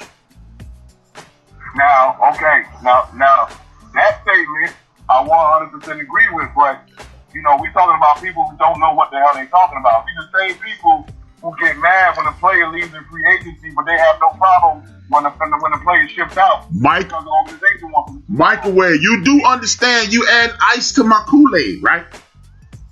That was the premise of. You thought I was trashing Russ. The premise of the conversation was, what the fuck is going on? Where y'all at? Why ain't y'all killing them? Yeah, people are dumb. Thank you. People are dumb, because I agree. These players, when they act like LeBron had no respect for Dan Gilbert and all of that stuff, even though he's at the end of his contract, then you got players who have the quote-unquote, as they want to use against LeBron, decency to let them know, hey, I'm not going to be re-signing when my contract's up, so you might want to get something. Microwave, you are officially free. This was my premise from the beginning. I don't know why you assume I was killing Russ. Everything is just not saying Westbrook. I said. Listen, this is why I like Westbrook. This is why I really like Westbrook, man, because just like we all know, right? And we'll say this: hard work beats talent when talent don't want to work hard. You know Facts. What I'm saying? And you're not gonna find too many people like this, especially somebody who's coached football and basketball. A lot of times, I would rather take the kid who's gonna give him all-out effort every play than the kid who's talented, but I know he's gonna loop a play here and there and might get somebody hurt or might get himself hurt. Wave, I'm gonna keep it funky with you. The only issue, my major issue with Russell Westbrook is basketball IQ. I expect you, after 10 to 12 years in the National Basketball Association, to conduct yourself in the midst of a game better than he does. Period. I remember when my man Spree was out here like a wild stallion in Golden State.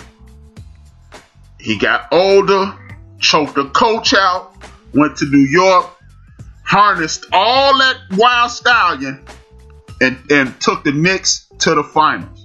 Harnessed all that wild stallion, went up to Minnesota, and got KD to his only Western Conference final. I would have liked to see your man do that. And because he didn't, I can't be a fan. That's my issue. I'm not going to make no excuse for him. This look, because this kind of went, put him in the pussy category, and I don't think ain't no pussy as well. At least I don't think so. Hey, look, man. Me either. He still could be hurt. Listen, this is a dude who played on the team with James Harden, Kevin Durant, Serge Ibaka, Steven Adams when he was young and actually, you know what I'm saying? They had a good squad. And then they had a brick. One by one. Like, let me ask you this question. Do you think if Oklahoma City says we'll pay $4 million luxury tax and we'll keep James Harden, do you think KD still leaves? That I don't know, because as much as you think I don't like Russ, that's how much I don't like KD. But he is supremely talented. He's an awesome ball player. But I think he one of the dudes that I was talking about. You ain't going to hear me disagreeing about that. You are not going to hear me disagree about that. He is, put like this, he has the mentality that he acts like Russell Westbrook activity on the court. If you understand what I'm saying. Here's the funny thing. That I do, because if think about what you say, if you gave Russell KD's IQ and you gave he would be the smallest version of LeBron James in the history of the world.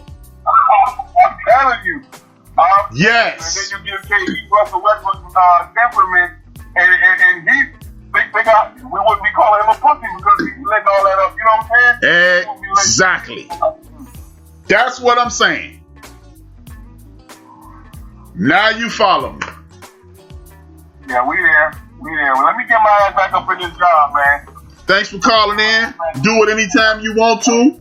Call back 1,000,005 times. It's all good. That's what I'm talking about. Huh? I was saying peace to Joe. Peace out, man. All right, bro. Y'all be easy. I got my ears on. I'll be back in the chat room. For sure. Big ups to my man, Microwave. Tune in to him Friday morning. It's a spirited show. It's a good show. He fuck around and give me a Sister Nancy, but I love that because he's my man. That's what's up. Peace out. And I'm not mad like Jungle. Jungle just got him in the show, and he think I be attacking him.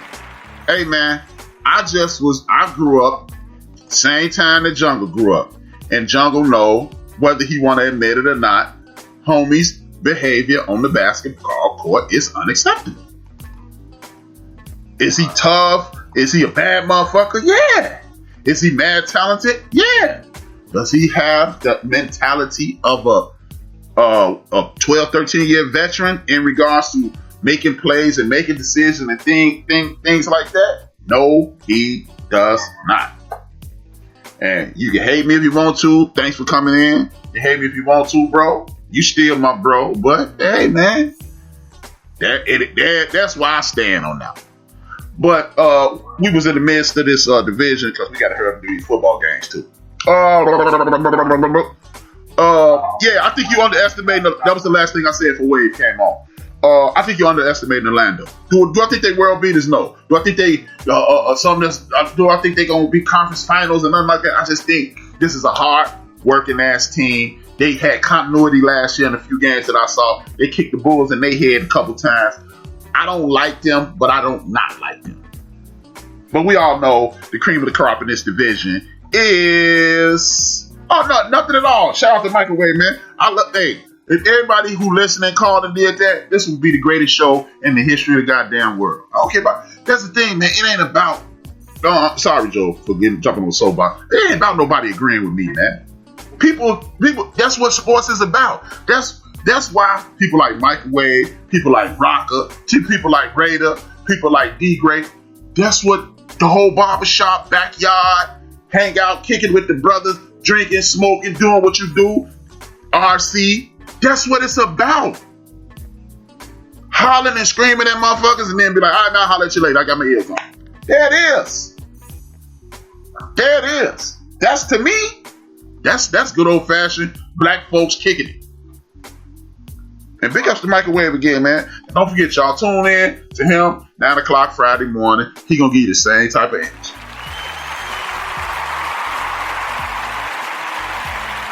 Back to this, and if anybody, Joe, put the joint in there again. Put the joint in there again, man. Anybody else want to cuss me out? I'm with the smoke. Shout out to Busta Rhymes. I'm sitting right next to Busta Rhymes in the smoking section.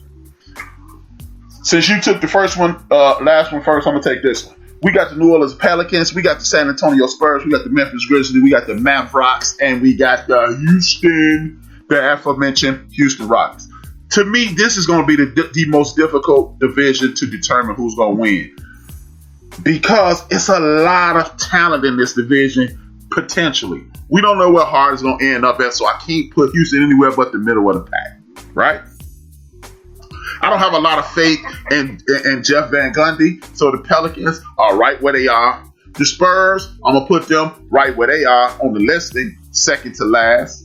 I've got the Houston Rockets, number 3 in the division, because I got faith in John Wall. I know y'all don't. Y'all going with the injury situation. I'm with it. I understand it. But I like John Wall. I used to feel the way about Microwave thought I felt about Westbrook. The way I used to feel that same way about John Wall. But John Wall has slowly developed more game, and now he's forced to to this season, we will find out if John Wall is a hooper or if he's an NBA player. I know that sounds like the same thing. Right.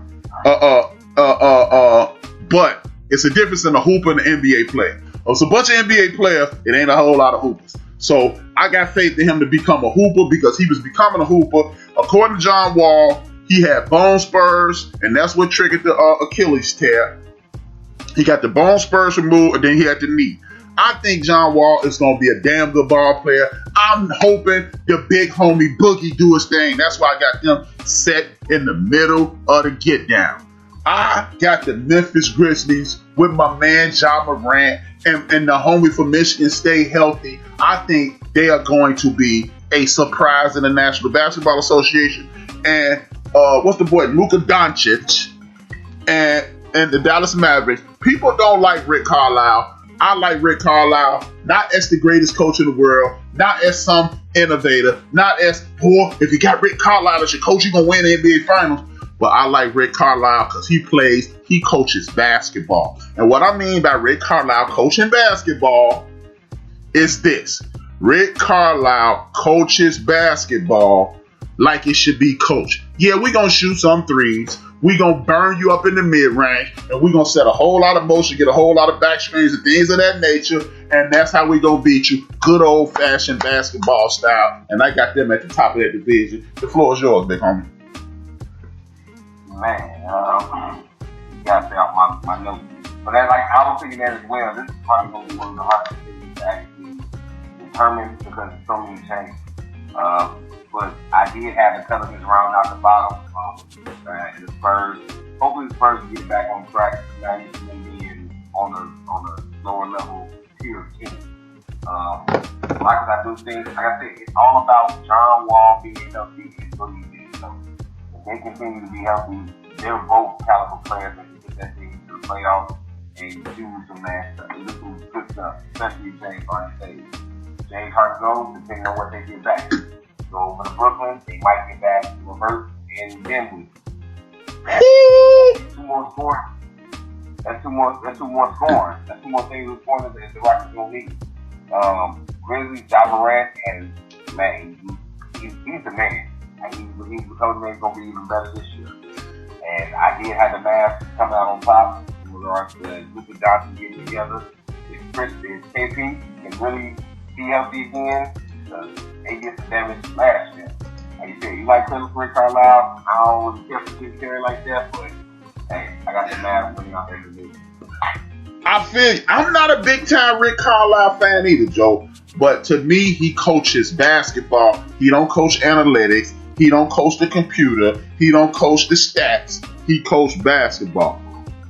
And that's all I really need a coach to do.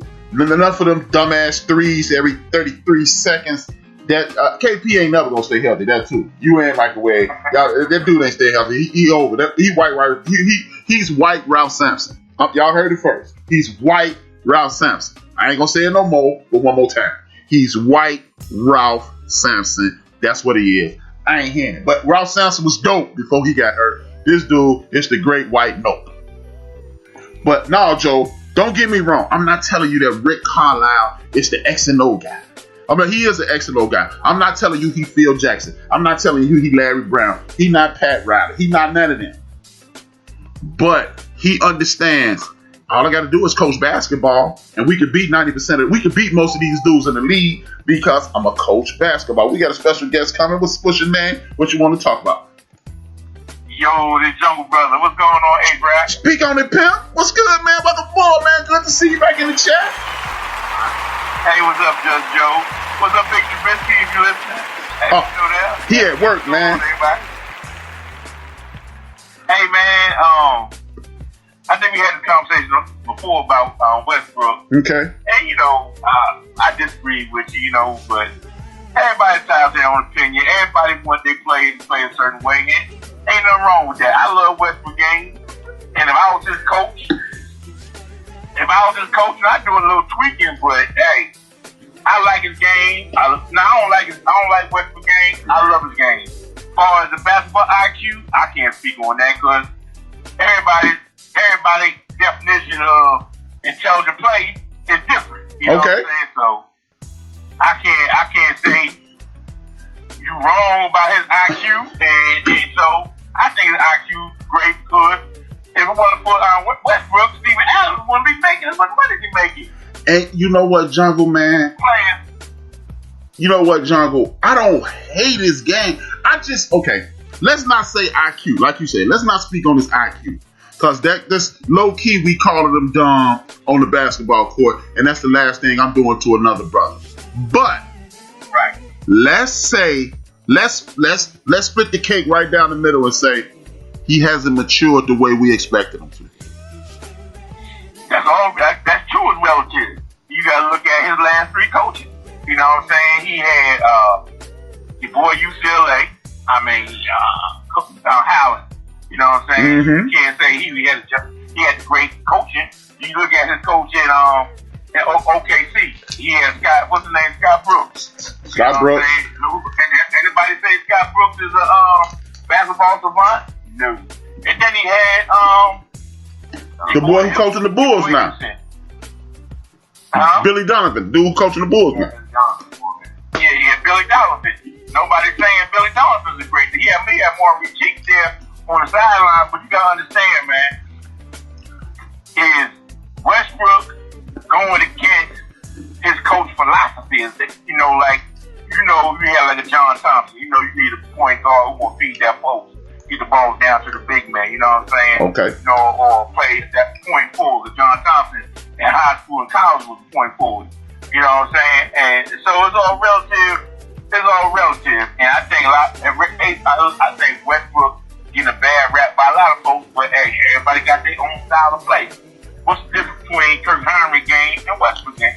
Westbrook better than that bum. Say what? Russell Westbrook is better than that bum. Right, but see, a lot of people love Kirk Henry game. So everybody will call Kirk Henry a game rat, a gym rat. He's a game. He works hard. They'll give him all those superlatives. But when we hear about Westbrook, he stat stuff. He just doing that. They let him get the rebound. You hear all of that. So man, but it is what it is. I'm put on the record. I love Westbrook game. And as far as John Wall, I dispute you on John Wall. I don't think John Wall got anything to prove. No. I didn't say no. I said I want him to be healthy because I actually said, the way I feel about Westbrook, I think Wall did that. I think he made the improvements. I think he took the steps because he used to just be a blur up the court for the first 2 or 3 years of his career. Then he started slowing down and realizing if I slow down, if I get other people involved, this game gonna be easier for me. And then if necessary, I let these athletic abilities take over and smoke somebody. I want Russell Westbrook. To me, Russell Westbrook don't do that enough or more consistently. Now, to defend Russell Westbrook, as Michael Wade stated, this season, he stopped taking all them dumbass threes, in my opinion. He slowed down a little bit and he played within the construct of the team. That's all I want Russ to do. And to me, he put too much on his shoulders. He needs to relax and let the game work for him. And then he knows, and Michael Wade know, with the last 4 minutes to go in the game, it ain't nobody in the league that's going to have his energy. If he did that, I'd get off his back. He'll dominate the last 4 minutes of the game, but he'd be burnt by the fourth quarter. Right. And then by the playoffs, he's on fire. He's super burnt. That's what I want him to do. If Russ do that in Washington, you can come back on the air and say, now what, H-Rap? I would be like, I was wrong. He matured. Well, he got weapons he got weapons in Washington. I don't know if he got the right coach. You know what I'm saying? But him and Bradley Beal can knock down that jumper. You know what I'm saying? Space the flow out. You know what I'm saying? They got to account for him. Westbrook can take care of the lane. He can dish and kick out the field. They got talent in Washington. Yes, indeed. I think he's in a better spot in Washington than in Houston because, to me, in my opinion, that was a shit show with D'Antonio. You know what I'm saying? Number one, you're gonna trade your big man. You know what I'm saying? Who wins without a space? I know we're in 2020, but basketball is fundamentally inside out. You know what I'm saying? You need a space either in that paint, near that basket. You know what I'm saying? You work inside out. Excuse me, my CD on. No, it's cool. You know, but so I don't think that was a good move going to Houston. Him and Harden got the same philosophy as far as running the team. So I'm glad they separated. But I think Westbrook is in a better spot with what's his name. And I think John Wall is good. He in a different team got away from Scott Brooks. Now, I don't know. I think the coach is Silas. Yeah. In Houston. Yep, Silas. Paul Silas Jr. Yeah. Now I like Paul Silas. You know, he's John Thomas type coach. Yep. I don't know how the son gonna be. You know what I'm saying? But maybe they're gonna try to find a big man and work inside out. But I like Silas Jr. You know what I'm saying? I saw him here in Charlotte a few years. No, Stephen Silas. Stephen Silas. Say what? Paul is his daddy. His name is Stephen Silas. Stephen Silas, my bad. I keep saying Paul Silas Jr. But that's his daddy. That's his daddy, though. Yeah, he come a good pedigree, man. So I'm looking forward to it. I wouldn't make the trade, you know what I'm saying? But hey, it is what it is. I hope Harden can end up in Philly, you know what I'm saying, playing for Doc. I don't know how you feel about Doc, but I love Doc. I hope he get away from Houston, man, to be honest with you. But I love to see Harden play for the Silas brothers, you know. But I got to get back to work. But it's good talking to you, H-Rap, man. It's good to hear you, man. Glad you're good. Condolences to your family member who passed away a couple weeks ago. Stay strong, brother. Be healthy out there, man. Get you some zinc. Hey, before I go, H-Rap, who you got on tonight's game, man? I'm going with the Ravens, man. Going to Ravens? Cowboys burnt, man. Like J-Ron said in the chat room, man, Ravens got to run that football, man. Yeah. Run that football. Stop trying to be cute. You know what I'm saying? They put that monkey on Dallas. But hey, great show, H-Rap, man. What's up, Microwave? Everybody on scene in the chat, man. I'll let y'all later. All right, man. Peace out. That's my man, Jungle Brother. Much love. It's always good to hear from the good brothers.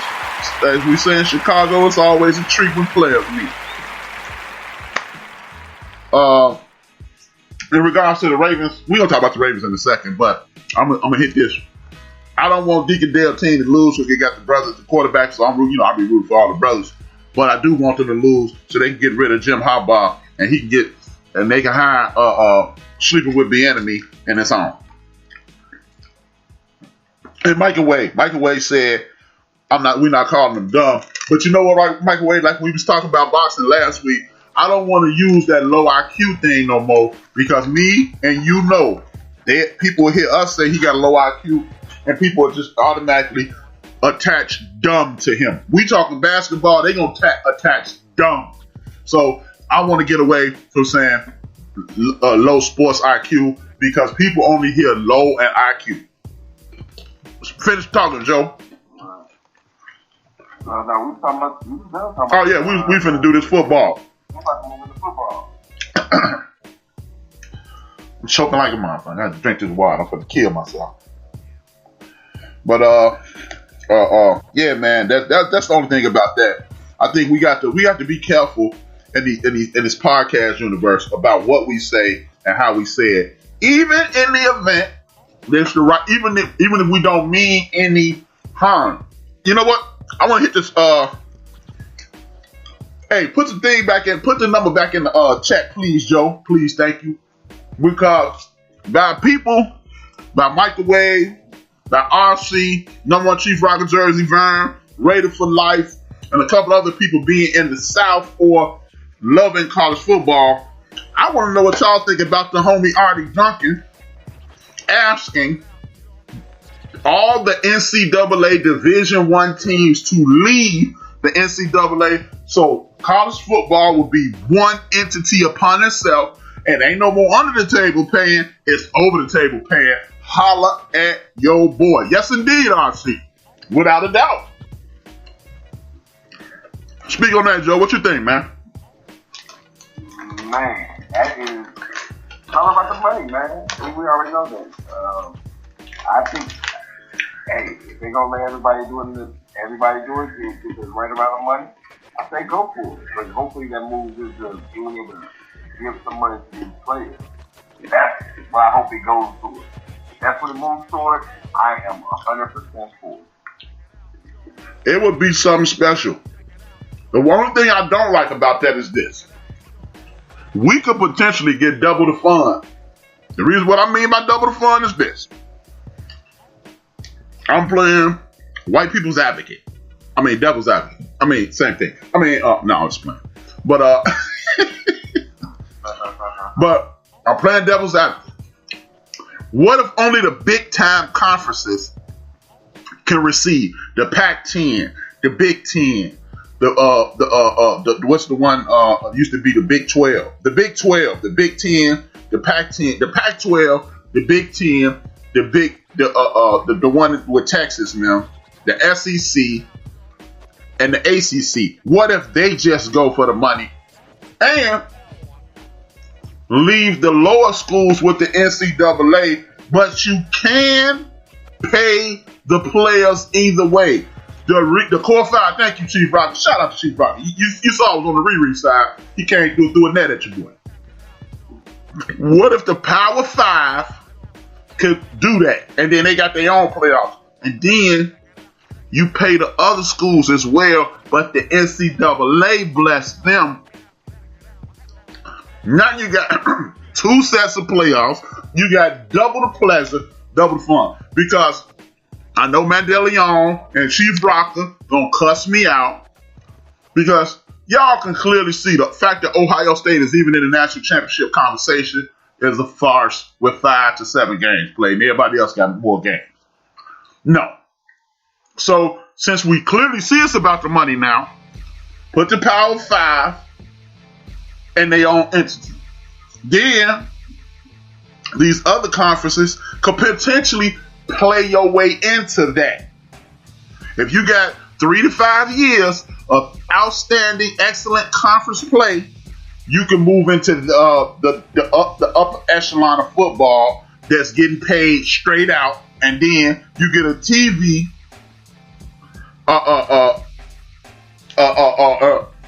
You get TV for everybody else. The HBCUs, the Atlantic 10, and all the Rudy Poo conferences. How you feel about that? I ain't saying it's their fault, Chief, but the fact remains they don't have enough cachet to be in that conversation. If you ask me, you a fan, you feel different, that's cool. But if you ask me, I don't think they should do that. I'm not sure. Speak on it, Joe. Yeah, that's it. This is always in regards to looking at these games and Big Ten and playing those games everybody else did. This is that whole argument when I first started watching college football, like, hey, why is this 6-0 team, behind 7-1 and stuff like that? Right. It's weird. They try to make sure they have the proper names out there, but they should not be qualified to be in a playoff situation without the proper amount of games. I don't like it. What you think about my potential format? Oh, the double format? Oh, that's dope. Especially because at that point in time, we know that it's double. They got enough money to these kids. Like, if we go to that Power 5 division or conference in regards to, as we get the D1 teams going there, they get all their money, they pay these kids. They gonna be just fine. Because these are the schools that we know that's gonna get the right amount of money. It's these small schools you have to worry about, and the NCAA can carry. More money will be generated with TV revenue. Right. The core 5, the Power 5, they'll get their money, and then everybody will be happy because either that, or if anything, because we know Ohio State is a fan favorite nationwide, not just in Ohio. Let's not pretend that they're not. The Big Ten is a national conference. It's not just the middle of the map. What they should do is, because of this COVID-stricken season, expand the playoffs to 8 games. Just for this season, because you really are just trying to make money for these conferences. You done lost a boatload of money, allegedly. Psych. And you know what I'm saying? Then you open it up to 8, get everybody in that you want.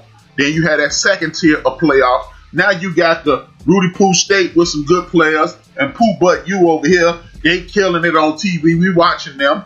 Then you got the Air Forces versus the Atlantic 10s and the Big Skies.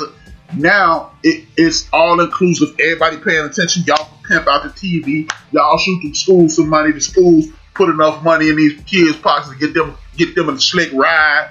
Put a couple coins in their pocket and keep it going. That's just my opinion. It's just something that went across my mind. And, like it, love it, disagree with it, hate it. It's just something that crossed my mind when I saw the whole get down with Artie Duncan. Got a question for the chat room again. The floor is yours, Joe. Should the National Football League, seeing how even Dez Bryant tested positive for COVID tonight, he's not going to be playing for at least 2 weeks.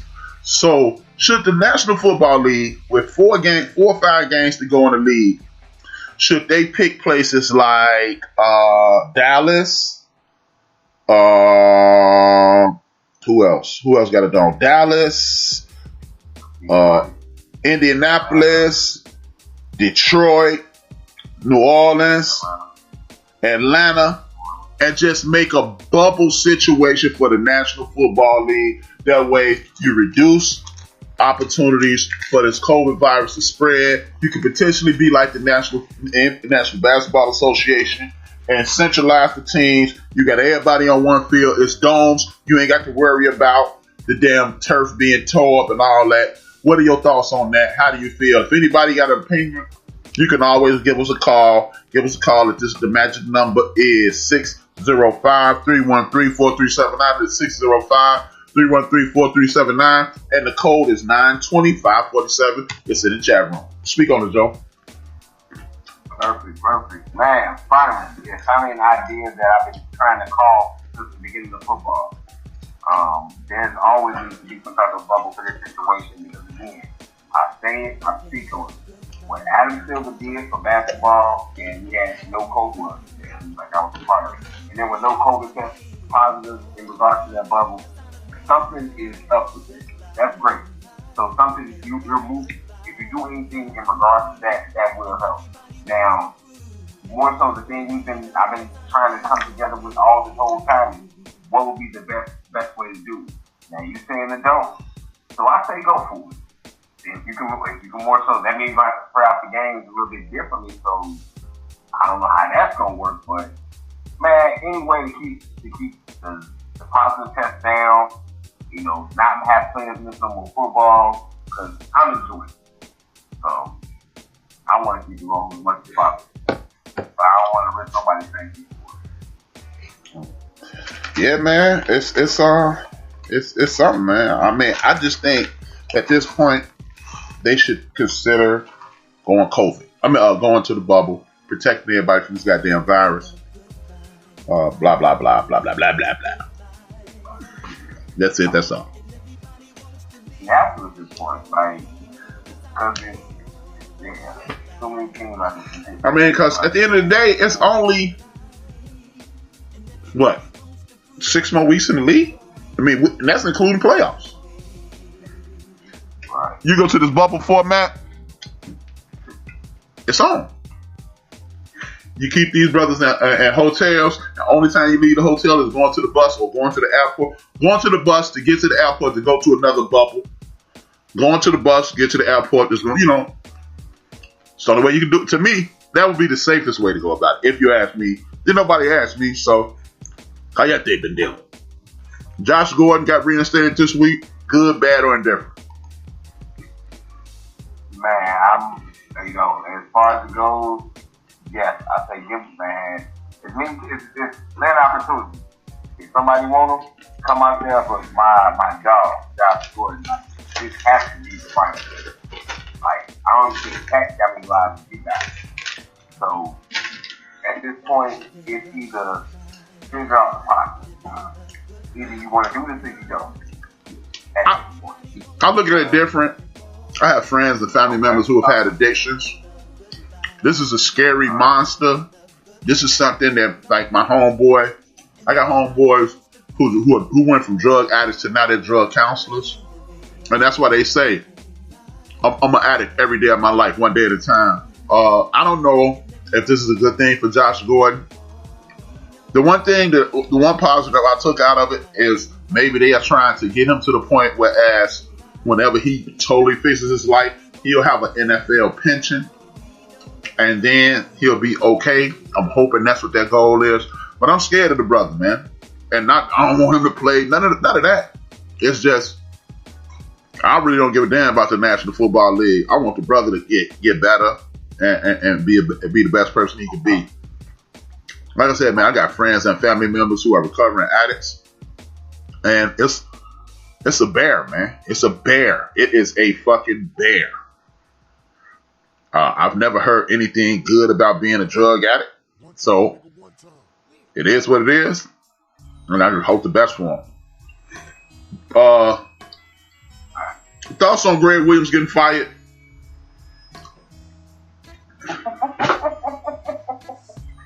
Man, Greg Williams. It's kind of funny because the whole Jets coaching staff should be fired. But I guess they started with him first. You know, they had to point the blame at somebody. Granted, as far as I know, I mean, I'm not a defensive coordinator, but even on Madden, if the game is coming to the end, I'm playing prevent defense. I'm sorry. So as far as it goes, I mean, hey, I ain't the big, like I said, I ain't no defensive coordinator. But as far as it goes, it's under so many seconds left. You pulling everybody back. Ain't nobody getting behind you. So of course that was the way of saying, hey, we were gonna start firing people anyway. They gonna get picked. That's how I look at it. If you're gonna fire Greg Williams, fire everybody. You knew who Greg Williams was when you hired him 3 years ago, before you hired the head coach. They had a bipartisan situation in there. Adam Gase didn't say nothing about the defense. Greg Williams didn't say nothing about the offense, but Adam Gase is the head coach. He knows his days are numbered. I think this was a show so Jets fans wouldn't mutiny and not deal with them, but this would show you the intelligence of the Jets.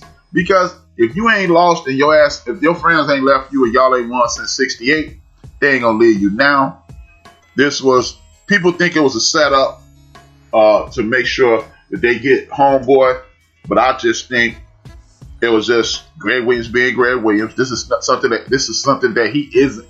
It's not like he hasn't done this before, so I don't even get it. Adam Gase up to his Adam Gase showed up for his first interview looking high as a giraffe.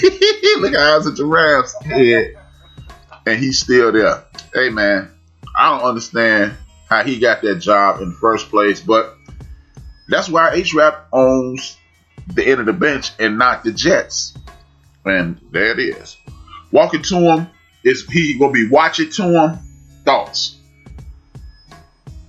Man, it's two ways to take this. Alright. 5A. Carson Wentz State today. Okay? That's one way to look at it. That's the best. I mean, that's one side to look for. Other side. Alright, Carson Wentz. We're in this division where we weren't supposed to lose. We kind of mixed it in with right too. But at this point, we done lost 4 or 5 games in a row. It doesn't look coming up for us. Let's give the young boys some rest. With me, this is an interesting situation because as I listened to, again, I was listening to ESPN because I was really just listening to see if anybody was going to diss James Harden. And I stumbled upon a bunch of other nonsense. But what trips me out about this is I heard Skip say this. I heard, what's the boy with the big nose on Fox? LeBron superfan, not Max. Nick Wright? Yeah, Nick Wright. I heard everybody say, he had a good year 2 years ago, and then he had a decent rookie year, and then he's just sticking all of me down. Well, people are forgetting that this kid actually played pretty good last year when the whole damn team was being held together by duct tape. I didn't hear one person say, well, he did hold it down and they won and they kicked ass last year. I just kept hearing about 2 years ago when he broke his leg and all that shit. You don't forget how to play football. I think this is a situation whereas Scott Peterson, or what's his name? Doug Peterson. Scott Peterson is the damn murderer and the sausage people. And I just keep hearing about this. I think before they get rid of him, Peterson ass is going to be on the bricks. Because if you listen to Microwave, who's a big-time Eagles fan, you hear about the Eagles not running the ball all the damn time. If your quarterback ain't playing well or playing at his best, the running game is his best friend. If you don't believe me, RC is in the chat room. Ask RC how Kurt Step Cousins has been playing since Dalvin Cook took over the team. Step Cousins out there looking like a honest-to-God NFL buster. He looking like an all-star buster now. Because Cook kicking ass. So, and notice how he said he was playing good. He was like an all-star buster. If it was a buster all-star team, he'd be the starting quarterback. But this is an interesting situation with the Philadelphia Eagles. I'm really watching to see who's gonna be unemployed and who ain't. That's all I'm watching for. With that being said, let's hit these games real quick. Buffalo Bills versus the 39ers because they held their team hurt. Talk to me. Man, that was actually a good game. Josh Allen is like, this is the Josh Allen that I praised about at the beginning of the season. Like, oh man, he's doing the thing. So he kind of showed up and showed out. Hey. So you finna start slurping them again, huh?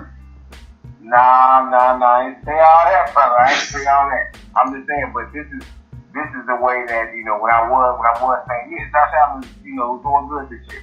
He's back on it in regards to that. Oh, okay. The running game is rolling.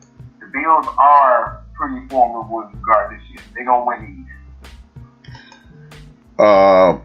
I think this is another situation, man, whereas there's a whole lot of talent around this kid. He's not fucking up, so he looks better than he is.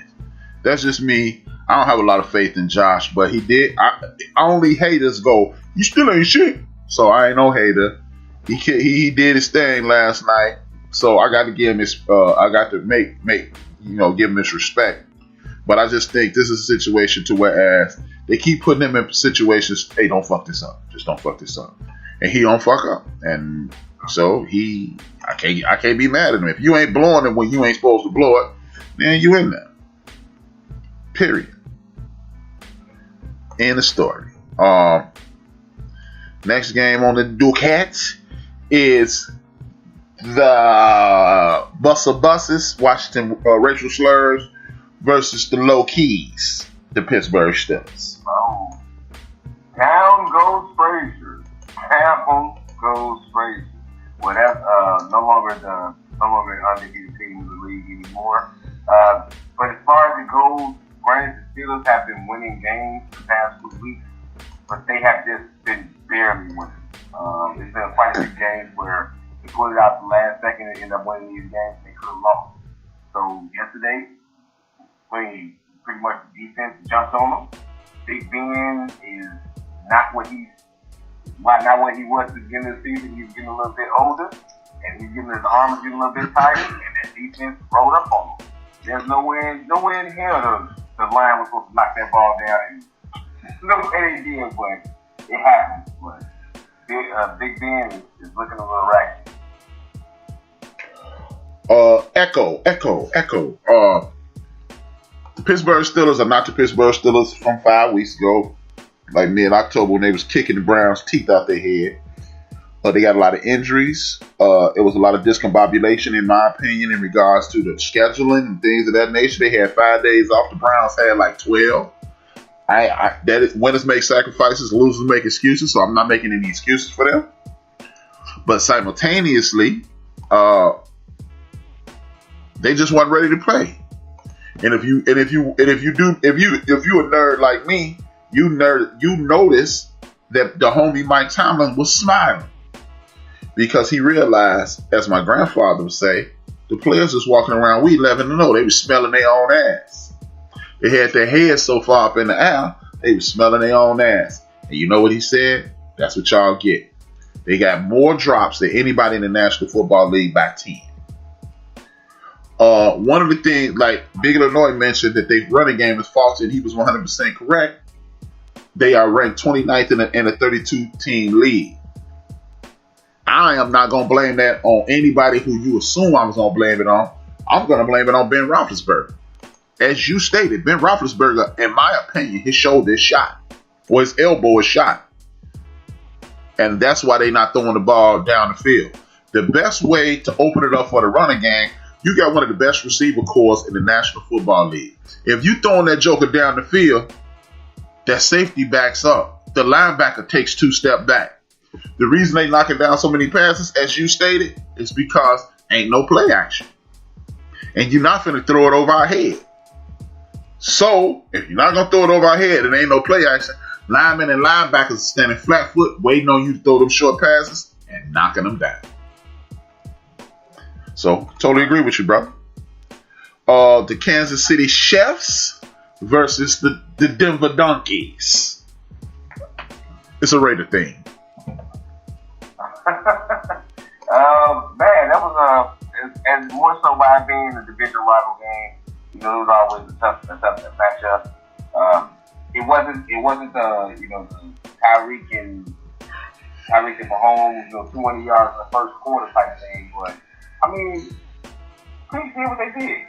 Kept the ball, slow when they needed to, kept the ball on their side, and the Broncos is really discombobulated. I mean, the running game is trying to get together. Drew Lock is not really panning out like he's supposed to be. So it's like it's real weird. Like the Broncos they've been somewhat of a dumpster fire the last few years trying to hold it together, and hey, they managed to make some wins and score some points, but not against the Chiefs the way they needed to. I think this is actually a game by the Broncos. Melvin Gordon had 131 yards. Drew Lock didn't blow the game. I think this is a situation where, as you stated, division rivalry gone wild.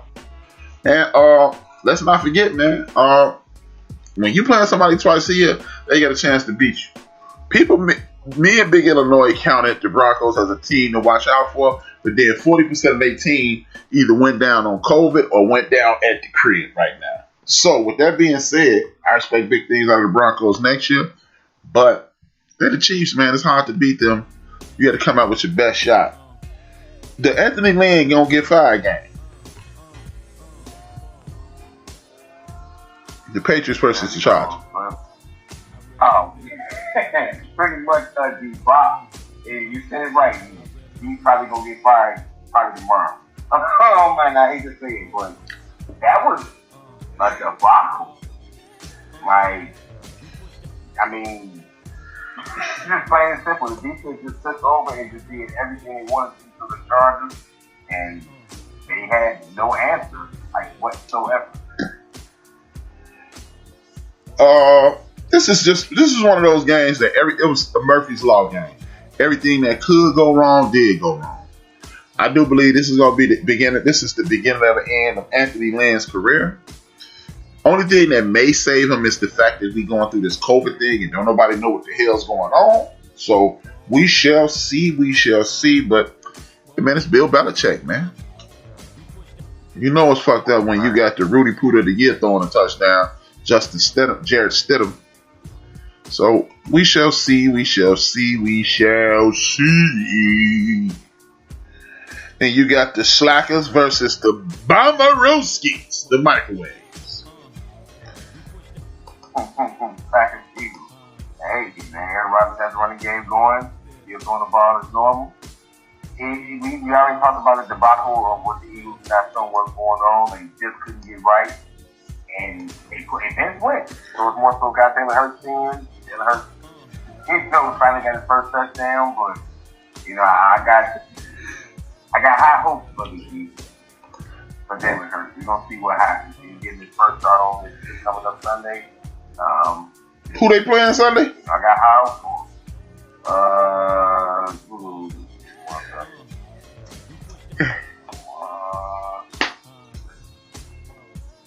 Eagles play. It don't make it different. Oh no, they play the Saints. Jalen gonna fuck around and get Hurts. Jalen gonna leave in the Hurts at this rate. But this just shows you how soft the Eagles have become. The Eagles have one of the deepest, most talented teams in the league. I keep saying, man, I don't know what the hell they doctors doing in Philadelphia, because this dude right here, son, I don't even know. But they was ball watching Aaron Rodgers and they coach. The Eagles are a soft ass team. I think the coaches lost the team. And it might be time to hit the reset button with them, but I don't know. I don't really keep up with the Eagles that much. But if you don't run the ball down the Green Bay Packers' throat, I'm questioning your football acumen. And as I'm looking at this, the fucking Philadelphia Eagles, the Philadelphia Eagles rushed the ball a grand total of 22 times. As a matter of fact, they rushed the ball a grand total of 19 times, because I don't count quarterback runs as rushes. So if you're running the ball 18 times against the Green Bay Packers, you're not trying to win that football game. You just out here playing. Next up, I will give you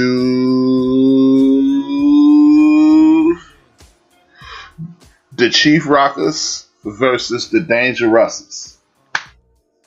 Wow, the surprise of the week is, I'm sure Chief probably listening and saying, ain't no surprise to you, it was no week. But as far as it goes, man, the running game, like, man, that defense, they was putting Russell ass, man, like, it was ridiculous, like, it was crazy, and they couldn't get no rhythm, man, and once the Giants got the ball, they just kept running it, and hey, like you always said, you run the wing, go to score. They ran the ball. Yeah, man. The New York Giants, big up to the head coach, because he got those dudes out there playing football.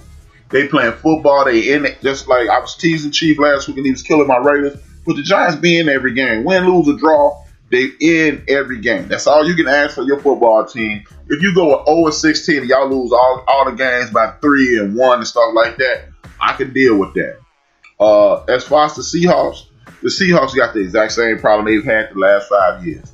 If you cannot protect your quarterback, you will lose more times than you win. No matter how great your quarterback is, it's hard for him to throw the football with a dude laying on him.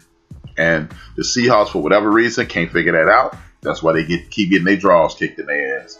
Russ, Pete, y'all need to get this shit together. Y'all ain't not gonna play the playoffs. And I know I said that wrong, but if it's an English teacher out there, you shouldn't be critiquing me. You should be enjoying the show.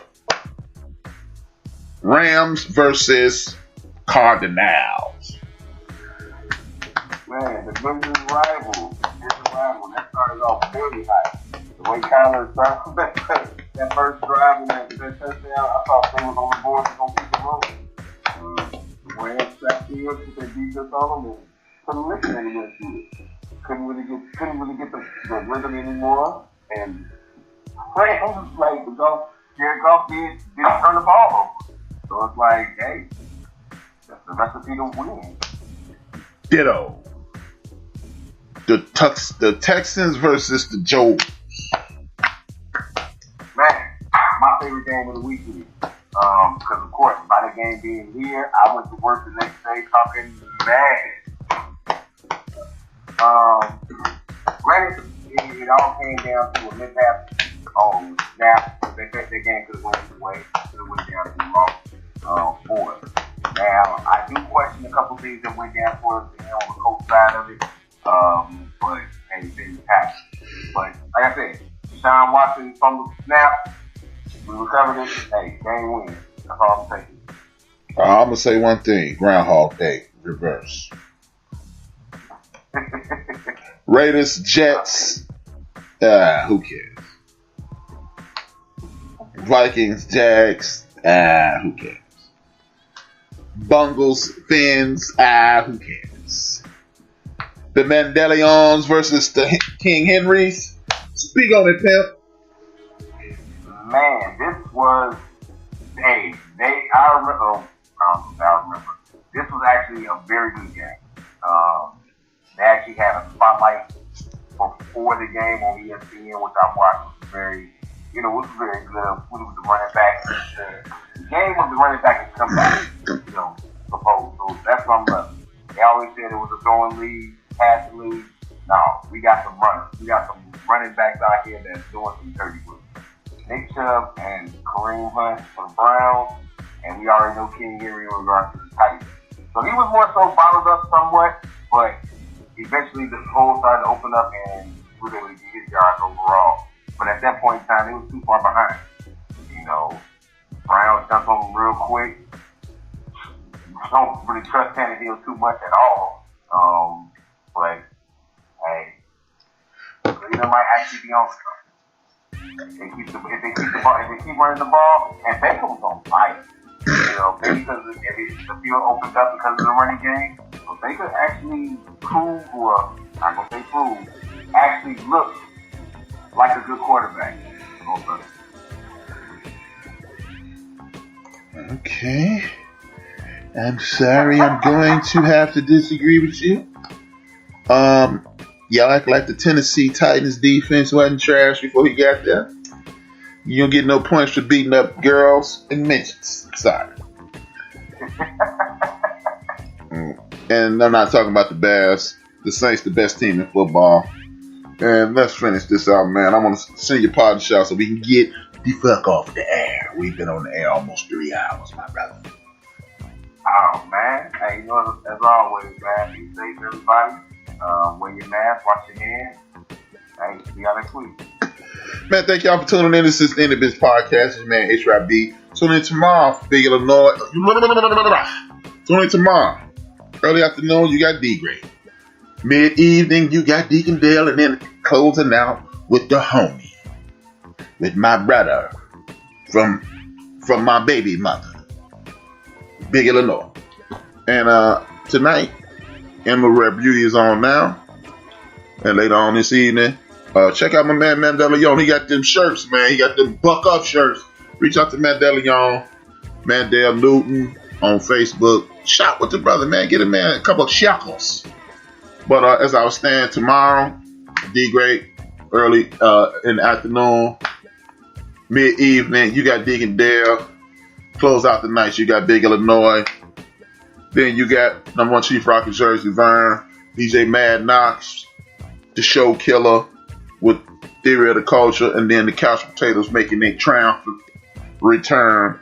Then you got Patty Cake Microwave Friday morning. Then you got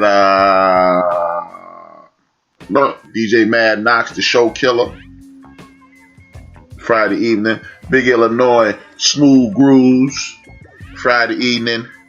Lisa and Dale, Saturday morning. And yours truly with the inaugural 5th year anniversary show, H-Rap B, Saturday morning. Tune in. Salute to Reggie O'Shea, a.k.a. Combat Jack. Dream those dreams, man up and whoop it up and live those dreams, because life without dreams flows in black and white. Life with dreams flows in Technicolor surround sound. Thank y'all for tuning in. It's H-Rap B. It's Joe from Houston. It's built for this network. 2 fingers, 1 word. We are out.